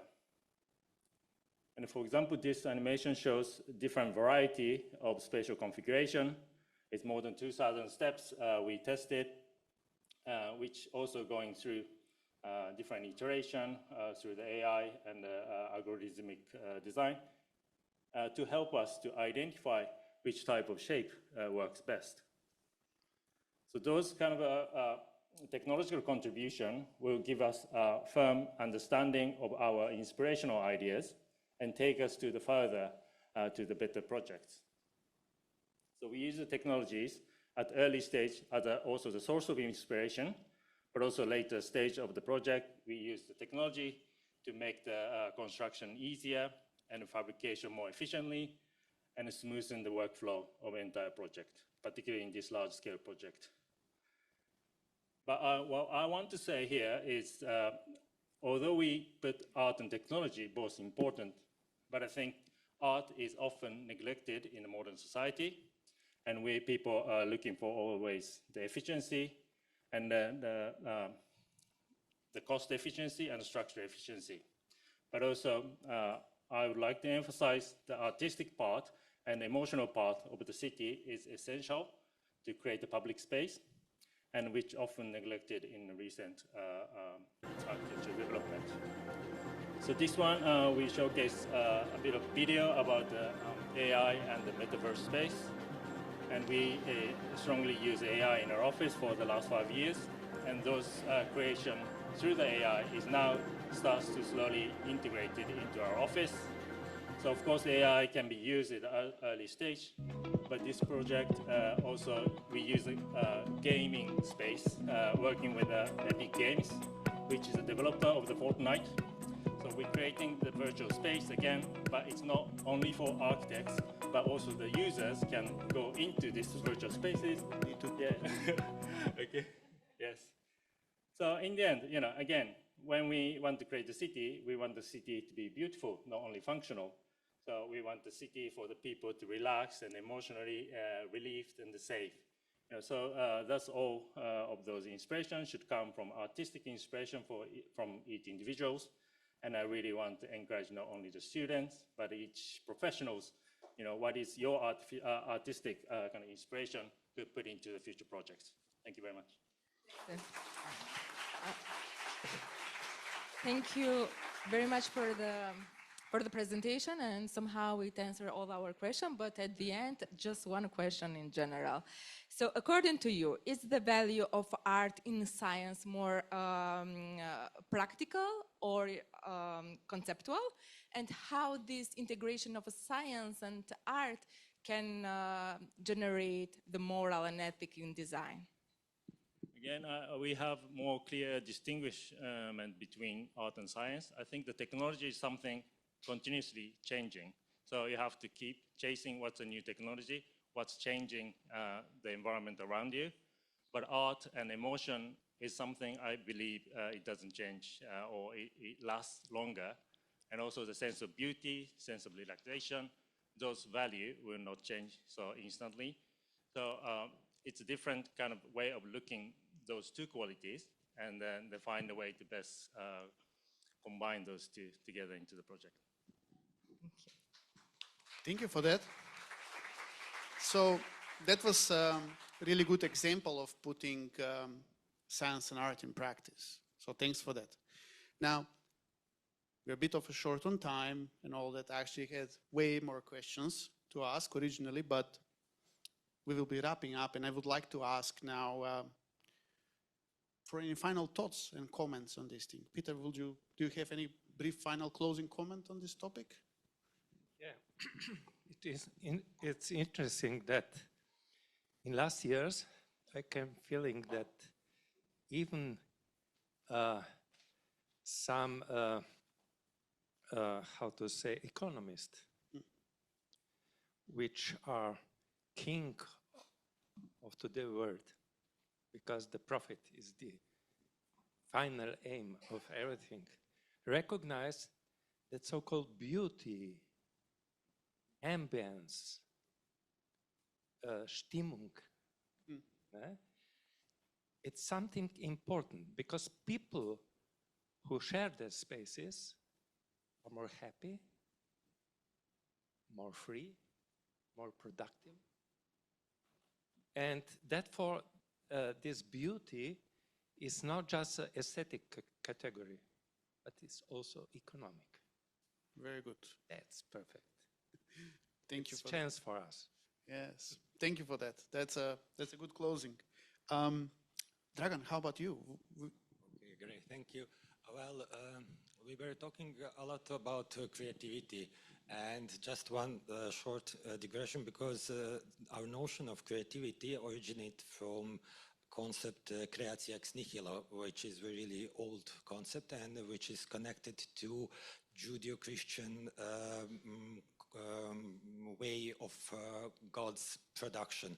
Actually, Judeo-Christian God create or product not from some pre-existing material, but only from his mind and his word, from nothing. Creatio ex nihilo, actually production from nothing. So Judeo-Christian God says, let's be light, and we have light. And he said, let's be sky, and there is a sky. So at the beginning, only God was creative, and people were not connected their work to creativity, and the people, or only actually humans, were not ever taught that what they do is creative. And with rise of humanism and anthropocentrism, someone says, okay, but we people, we are really similar to God, and we can also be creative. Look at the artists, they are creative. They produce with their words, like poets, for example, or they produce something new, not just images, not just some shadows, but new worlds. And then we became creative. And 500 years, which is nowadays, we are obsessed with creativity. Everything should be creative. So not just art. Art isn't just creative, but also we have creative industries, creative cooking, creative way of life, creative exercising.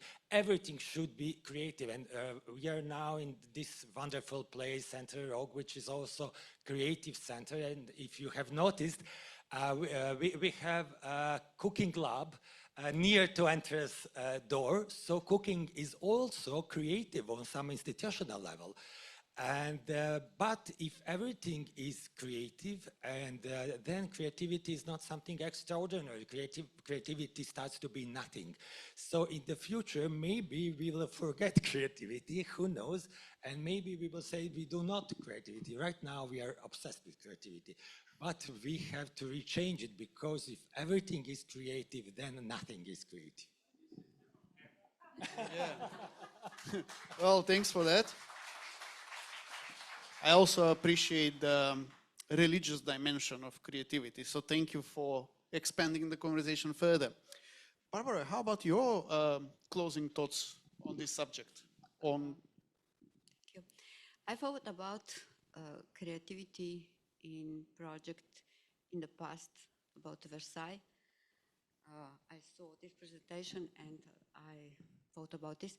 And I would like to mention also, because you told a lot of about booths, about our pavilion, our creativity in Dubai, last expo was something special, awarded many times. And I would like also to mention that each, even small company, tried to integrate in its business also a little bit of creativity, science, and everything try to merge together. And at the end, I would like to mention that bringing together engineers, designers, psychologists, managers, and everything what is possible to merge together to develop new products, bring together something new, and I think future belongs to integrations. That's very nice. Thank you, Barbara. Dushanka, would you like to add Yes, to this? thank you. I will go back to the beginning of the conversation, the connection between art and science. And I would like to share my personal anecdote as you know, an interesting illustration of it, because I often think, can these two, I mean, science and art be similar, or like can they be equal, or which one is prevalent, or which one, whoever calls the shots in terms of authorship? You know, those are the questions that are very important. Or maybe not, I don't know, but they're important to me. Anyhow, to connect different topics that we heard today, I'm at the time in front of Guggenheim Bilbao with my boyfriend at the time. And we were standing in front of this sculpture by Jeff Koons, The Puppy. And this is a sculpture 40 feet tall, puppy made of flowers. And it's, you know, blossoming flowers and everything. So we're there and I'm saying, oh, wow, look at that. It's so cool. It's great and everything. And this boyfriend, I mean, ex-boyfriend, obviously, of mine goes. Thanks for clarifying that. He goes, oh my God, Dushanka, you're so naive. I mean, how can you call this art even remotely? You know, it's obviously there is an army of engineers behind this project. Like, you know, what do you think? This Jeff Koons of yours thought of all this drainage system and soil and, you know, stainless steel construction, irrigation system and whatnot. And I'm like, okay, you know, but do you think we would be looking at the pipes if it weren't for Jeff Koons? And of course, you know, we wouldn't be looking at anything if it wasn't for an artist. And of course, you know, this discussion started an avalanche of issues of the same sort, hence ex-boyfriend. Anyhow, you know, I never admitted it at the time, but he had valid points. So, you know, who calls the shots? And why do we not know about the engineers in the project of the puppy? We know only of Jeff Koons, and it's his sculpture. But behind the sculpture, you know, there is an army of engineers, obviously. And so, you know, it started, I mean, it's still lingering in my mind. I mean, the question and the prevalence of the disciplines. So I think that there's, you know, economy behind it, and whoever finances the project calls the shots in terms of authorship. Is it fair? Is it not? I don't know. But yeah, I'm gonna leave it at that.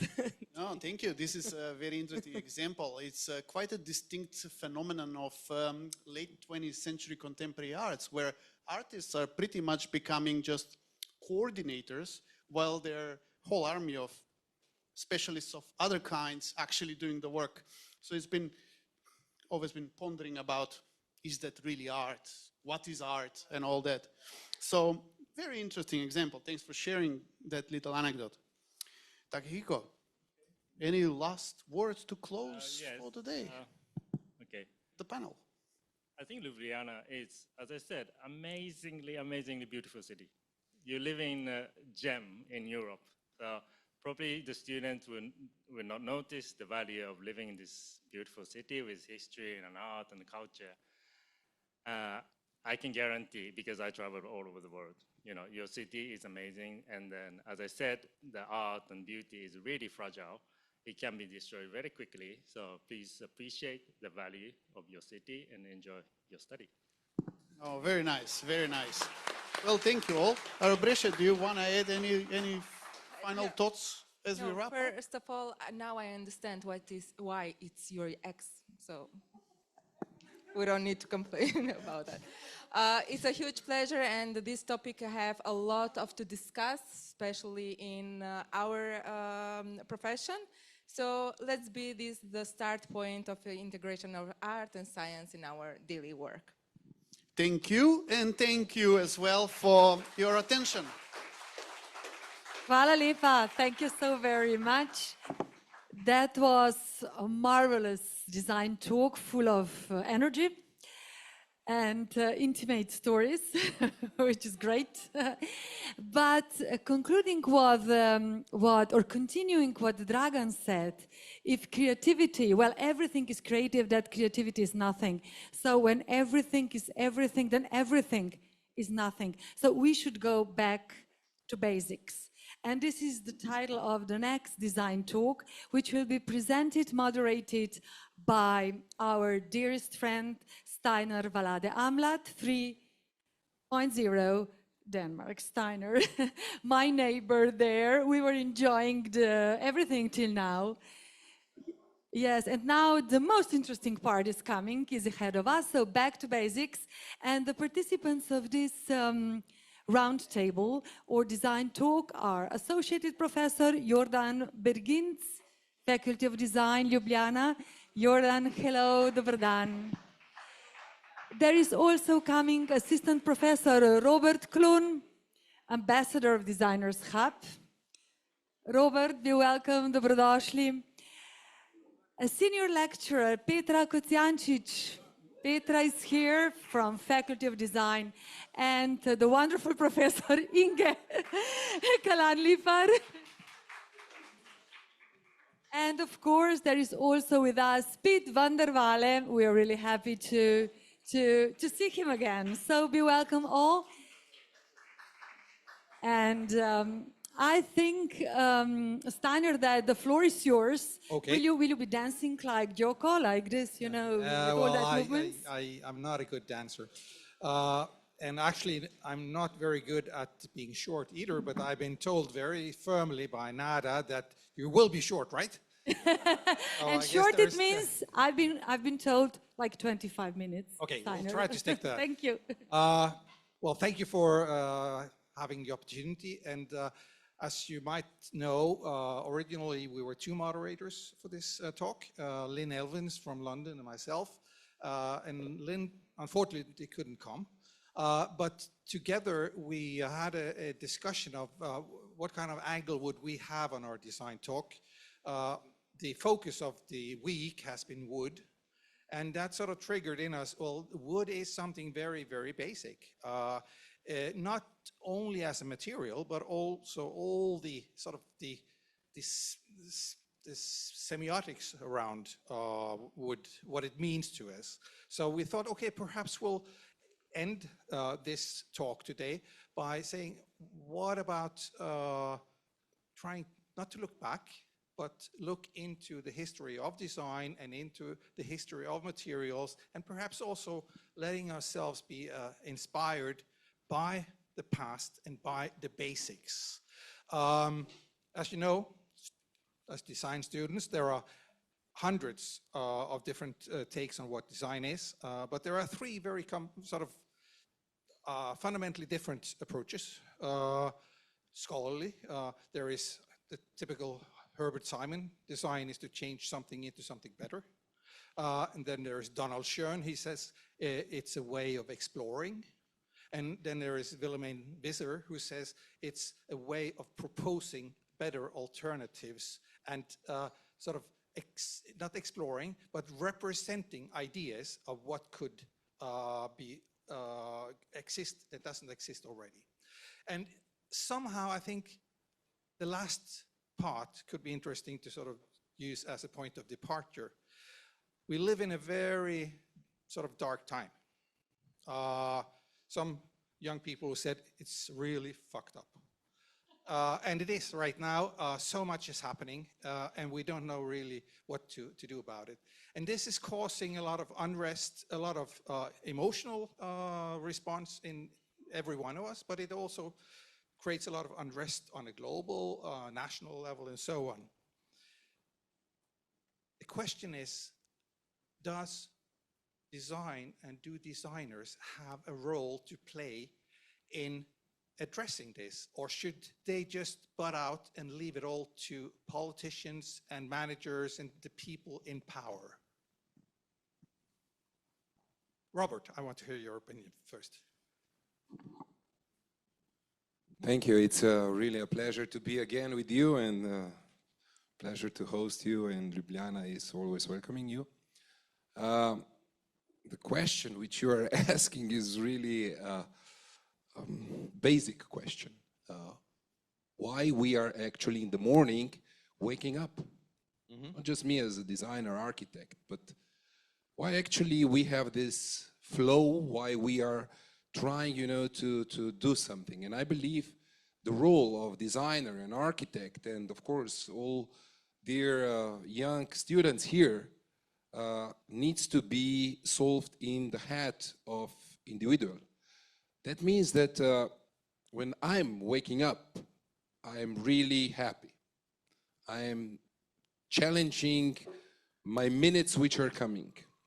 And I believe we designers and architects, we are not, partly or connected with a time limit per day or per life.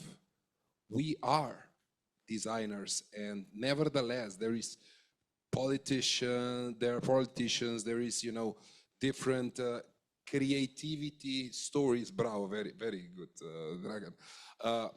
We need to believe that whatever we will do, each step which we will do, will have a meaning. And this meaning doesn't influence always to the design, to the sketch, it's also what you are thinking and what you are telling to your students or to society or to your articles which you are writing. Because the link back to basics as a profession, designers and architects have always responded to situations and said, okay, this is an opportunity to make something different.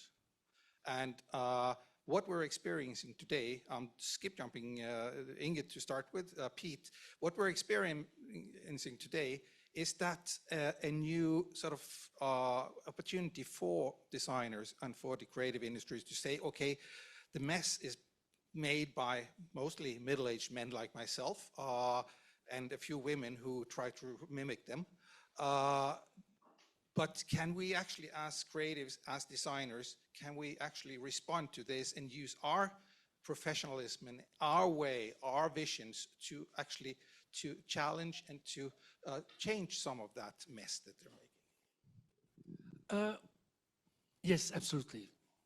First of all, no, because you know me by now. No, but thinking about politics itself and making decisions, it's beyond imagination for designers. And if we cannot imagine it, we cannot change it, and we cannot design it. And I think we have to think about the difference about how Chantal Mouffe says it. I don't know her. If you know her, Chantal Mouffe, she's making a really important difference between politics as an institution and the political.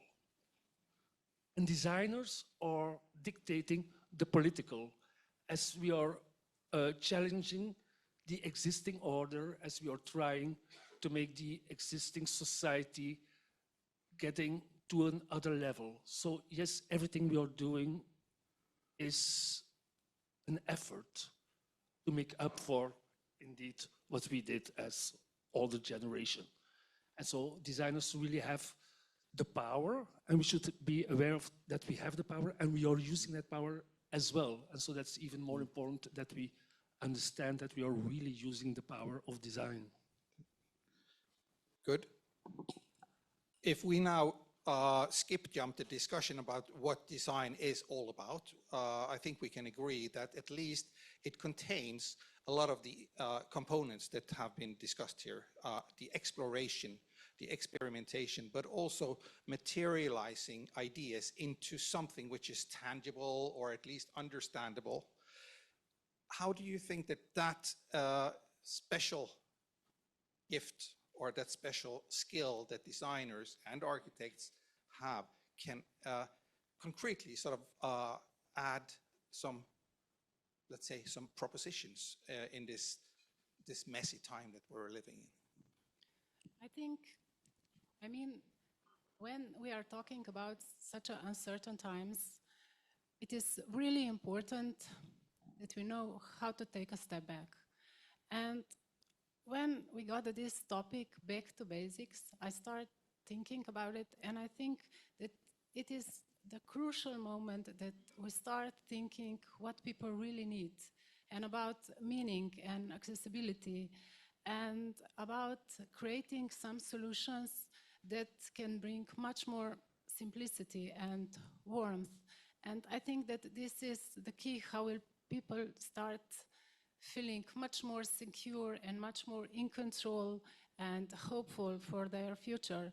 And we, as designers, we are used to looking ahead, and in a way, we have to be visionaries, and this should be our strength. But I am not talking about products and materials, but also how we will create possible future that will inspire, and how we will create future that will be more sustainable, more creative, and more human. And we have to give people this feeling that our future is not just something dark, but something that can we creating together. And I think Susanna Iñara said earlier today that designers and architects, they need to decide what kind of emotions they want to evoke. And I think that is touching upon what is it that you want with your design. But Jordan, yeah, but it's actually your turn, and you can latch it up to that, because just like Dragan said, that creativity and arts and science has changed dramatically over thousands of years. About the same amount of change has taken place for the design profession over about 50 years. It has changed all the time. And what I want to ask you about is, has design lost something in this process of becoming very theoretical, very sort of research-based, very strategical, that could have been valuable to hold on to? Or is it perhaps not too late? Can we still go back and sort of retain some of that original value of design, because perhaps now it's more important and more valuable than ever? Thank you, Steiner, for this question. I just want to add a little bit different point of view. I think that we are coping today with one very serious problem. It has to do with commercialization, atomization of the society. So Western country problems, Western mindset problems.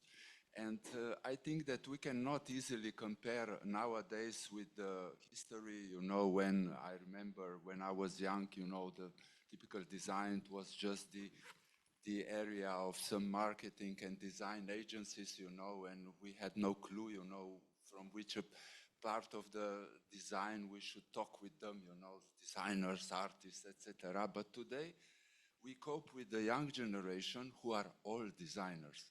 Actually, their daily level at 6-7 hours on TikTok, on the Instagram, on all social media, and they do learn, from the social media what's going on. And I think that we can break this type of atomization of mindset in a way to put to the young generation much more social empathy and human-centered values, You know what's going on a broader way, global way, Trump against Mr. Putin, and European Union policy, which has no the right direction, like a soft way. And I think that in this way, the winners could be only human values, you know. So we need to come out and say, let's try to design better our social community, let's say, communication. Let's put more effort on, let's say, human-centered products, you know, durability, everything what is connected with European Commission DGs strategies, you know, need to be engaged in our daily way of thinking, you know.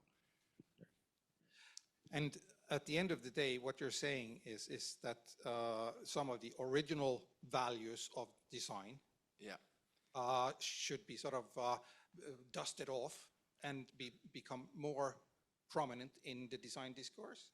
Yes, for sure. I mean, especially we are here, you know, to convince the other side, the business side, which are manufacturing on daily level, full of material, you know, that we are this over-consummation, it's a big issue, you know, and our students need to know a little bit more how to keep your product, you know, for a long term, and not to change your textile clothes on monthly level, you know, and buy many new products, but try to think in more sustainable way if you want to keep this world, you know, secure and safe, you know, and for the next generation. So I think we do have a lot of things to do in the future. And if we agree on one of the many, many different sort of takes on what design is, to materialize ideas and values into tangible products or experiences, services, what kind of values is it then, Inge, that we should try to perhaps go back and see if we could reinstall and revitalize, because we must have lost something in this trajectory of changing as we have? Thank you. I think I'm here in this audience, maybe the oldest one. And so I can tell you that, of course, I'm remembering often my grandparents, as you said before, because the value that they have, generations likely cherished, and one of I would like to see returned is respect for materials and the time invested in labor and ethos of durability born out of necessity. So as Jordan, you said before, probably we should change our minds and go a little bit back, even though artificial intelligence is working with us. And I think we should use a little more empathy on past terms and not buy everything that is produced. But of course, this is marketing, this is global changes, and probably we should respect the view that, for example, my grandparents, they were fashion designers and tailors, and they did, and they produced with for each person, for each customer, individual part of dressing.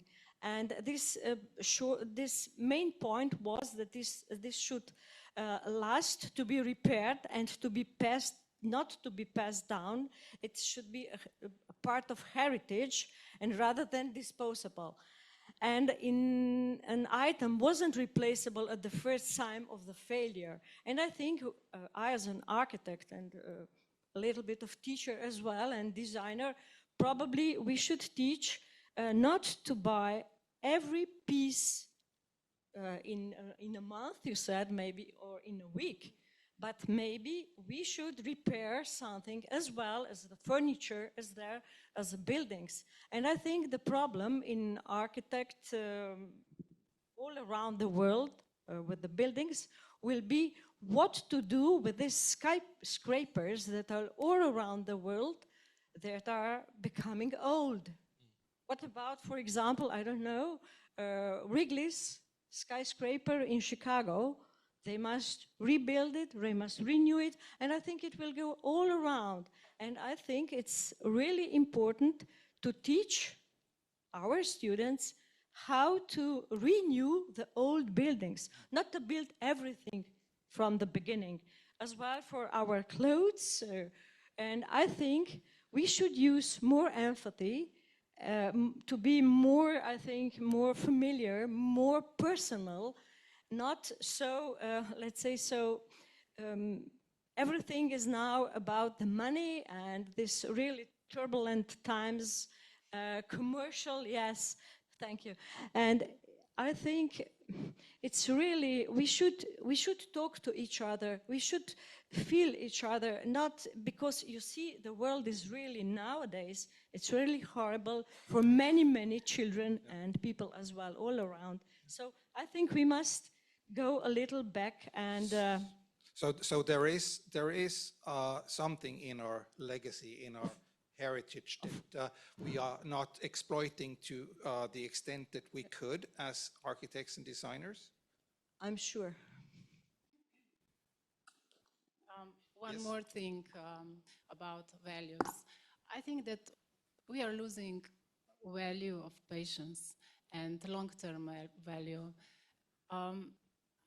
I mean, our grandparents and even our parents knew how to appreciate time, and I mean, time invested in money, in projects, products, in relationships, or even work. But what about us? How we are living today? We are living really fast and short-term, and there are so many happening, and there are negative information from everywhere. Everything's changing so rapidly. So I think that in this moment, we have to stop and rediscover how we want to live and what future we want to have. And I think that we have to take a step back. So it's not a matter of going backwards, but it's a matter of finding out what can we take out from the past that can inspire a better future. Exactly. And if we talk about materials and materialism, is that one of the things that we might be losing because everything is becoming digital? What about artificial intelligence? How can designers balance that with emotional intelligence? How do you work with that, for example, as an architect in new buildings, new furniture? I'm listening to this talk, and it is like 40 years ago when my parents were, telling me, this is not good, this is not good, this is not good, everything is bad. But honestly, today we live the healthiest life, the most sophisticated life. Everything is so arranged. We have solution for everything. Day is bright. Day is not dark. Yes, of course we have problems. Also, 1,000 years ago, they had a problem with a buffalo. 50 years ago, I don't know, with some other story. But still, we are here like, old people and arguing and this is not good. We have too much commercial. This is life. Life is changing, and we need to catch it. I have the privilege. I can intervene and say, but it's always there are problems which were caused by nature and by lack of solutions. Isn't it also true that many of the problems that we face today are caused by ourselves and our ways of not understanding the limitations of progress? How do you know when there is a dark if you don't have a light? That's true. How do you know you have a problem if everything is okay? But I just know that look, in Denmark, I came last week from Saudi Arabia. Oh yeah. My colleague said that here we are living in heaven, and we are, honestly. Most beautiful life, wherever you are traveling, from Maldives to, I don't know, Thailand, to Saudi Arabia, to Japan, to wherever you go, here is the best place to live, but not to work. Because if you would like to work hard, here people are lazy more and more. This is changing. This is really changing. But 50 years ago, it was different. Last week, I read that in Denmark, where I come from, today, 25% of all kids under 15 have a diagnosis of ADHD or autism or stress or just anxiety, that is not Correct, natural. correct. But So- this is not an issue of the designer. This Well, is well, that's- issue of the well, family. Okay, good. Because that's basically what I'm asking is, could that also be because of design not taking on that responsibility of balancing? Pete, I would like you to. It's a difficult one. Of course, it was our mistake, of course, and for me, also, it's going too fast. And I think also for the youth, it's going too fast. As Ilya Leonard Pfeiffer would say, Swan, we should know the subtle art of doing nothing. And that's something we cannot do any longer. We cannot sit somewhere, enjoy the moment for 10 minutes without touching our cell phone. It's impossible for us. We totally forgot how to do that. We totally forgot how to look at the design and admire it and just say, so, that's something nice. And that's it. For 10 minutes, we are not able to do that. And in 5 seconds, we see another design on TikTok and we want something else. And there we go again. And 2 minutes later, we are buying a third one. And it never stops. And just stopping, as Pfeiffer would say, il faut cultiver son jardin. It means you have a nice garden, maintain it well, and it will flower, and be happy with it. Enjoy the moment. And that's something we really lost. And we keep on designing without enjoying the result of our design. But I think that resonates with what you're saying as well. And since we do have short time, I'm looking at Nara now, I just have one question for all of you, and that is, since wood has been the theme, or is the theme this week,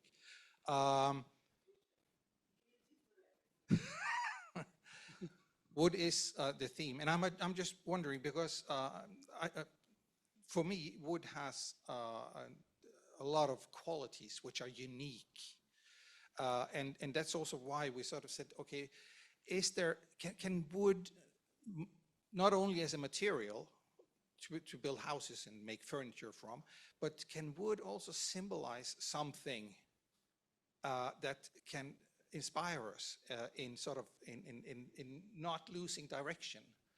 Jordan, what does wood mean to you, except from a material? What is it that it has of value and of qualities that we can take out and perhaps add to the work that we're doing in other fields? Well, it means a lot. I have a lot of wooden decorative items in my flat, and at each time, you pass the item, the product, you say, hello, how are you? Because it's still live.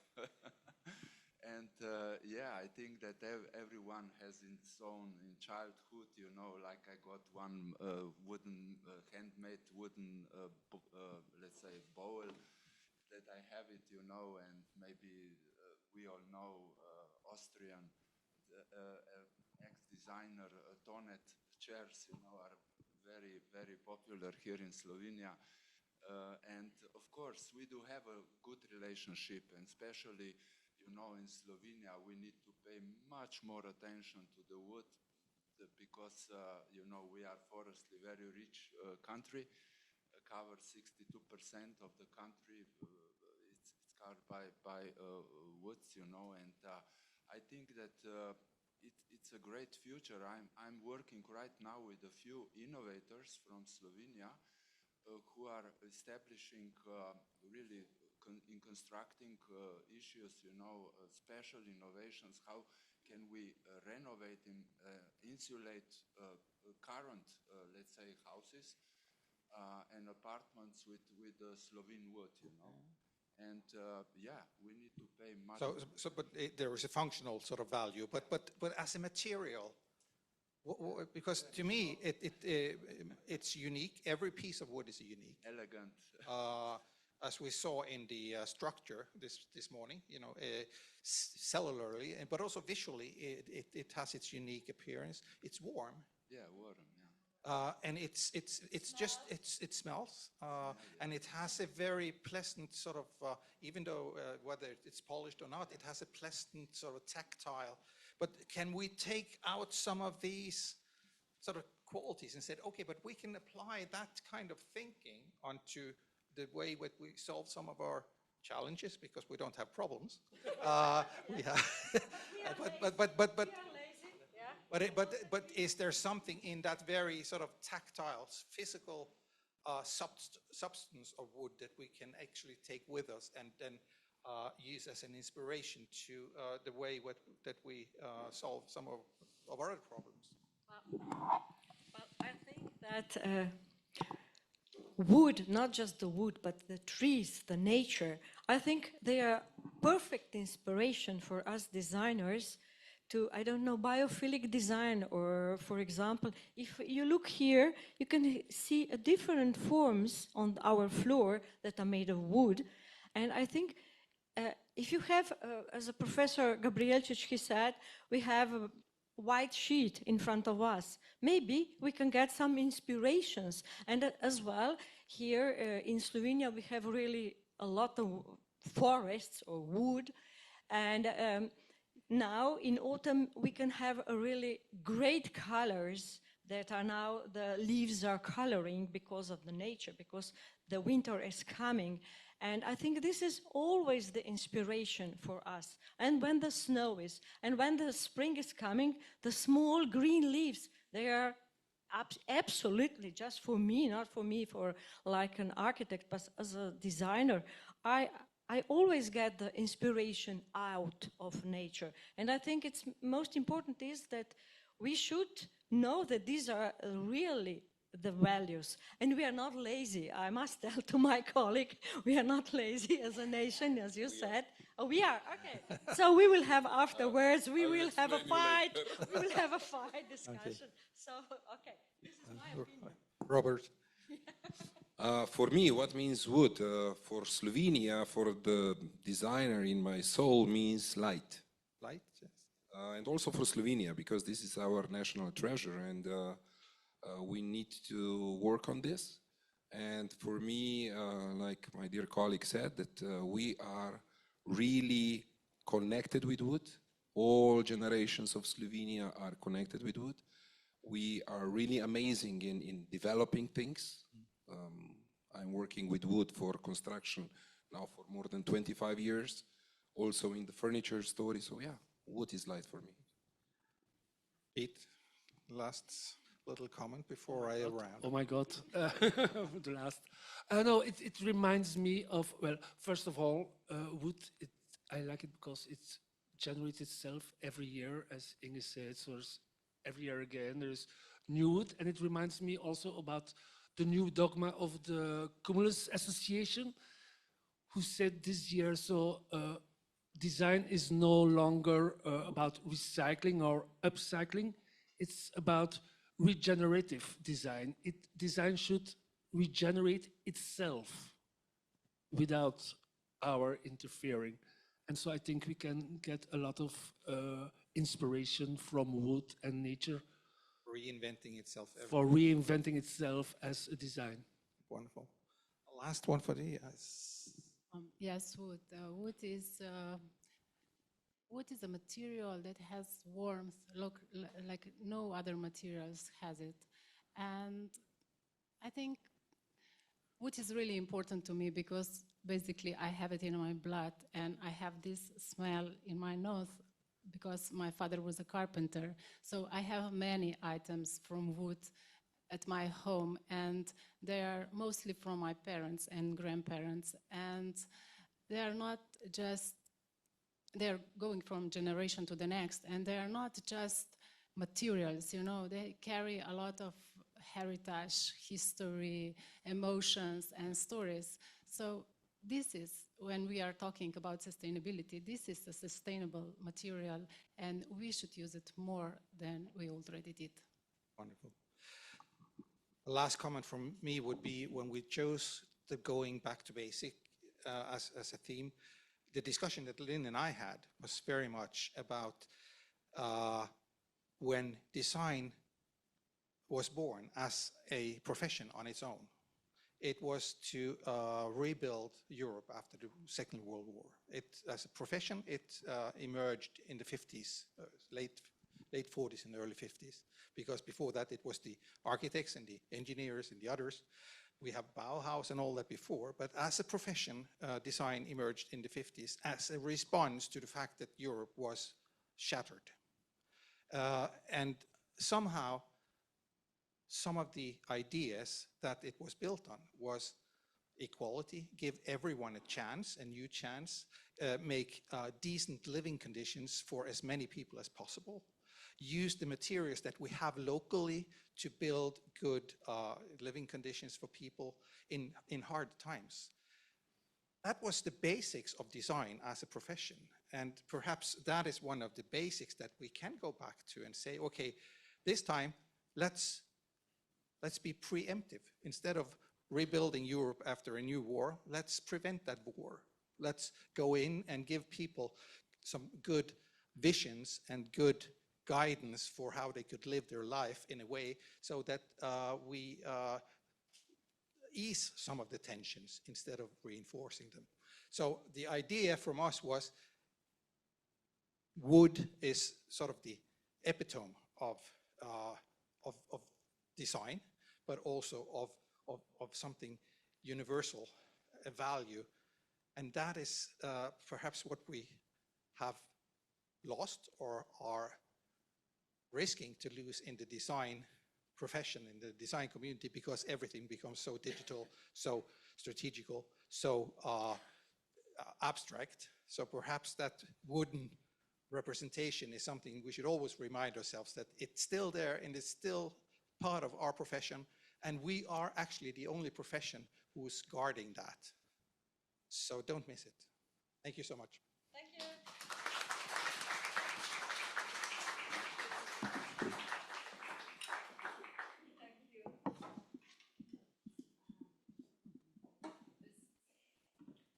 So, thank you so very much. That has been a very vivid conversation. I enjoyed it very much. I would like to hear more of this conflict between are we lazy, we're not lazy, wood, so future, innovative, we are living good, we're living bad.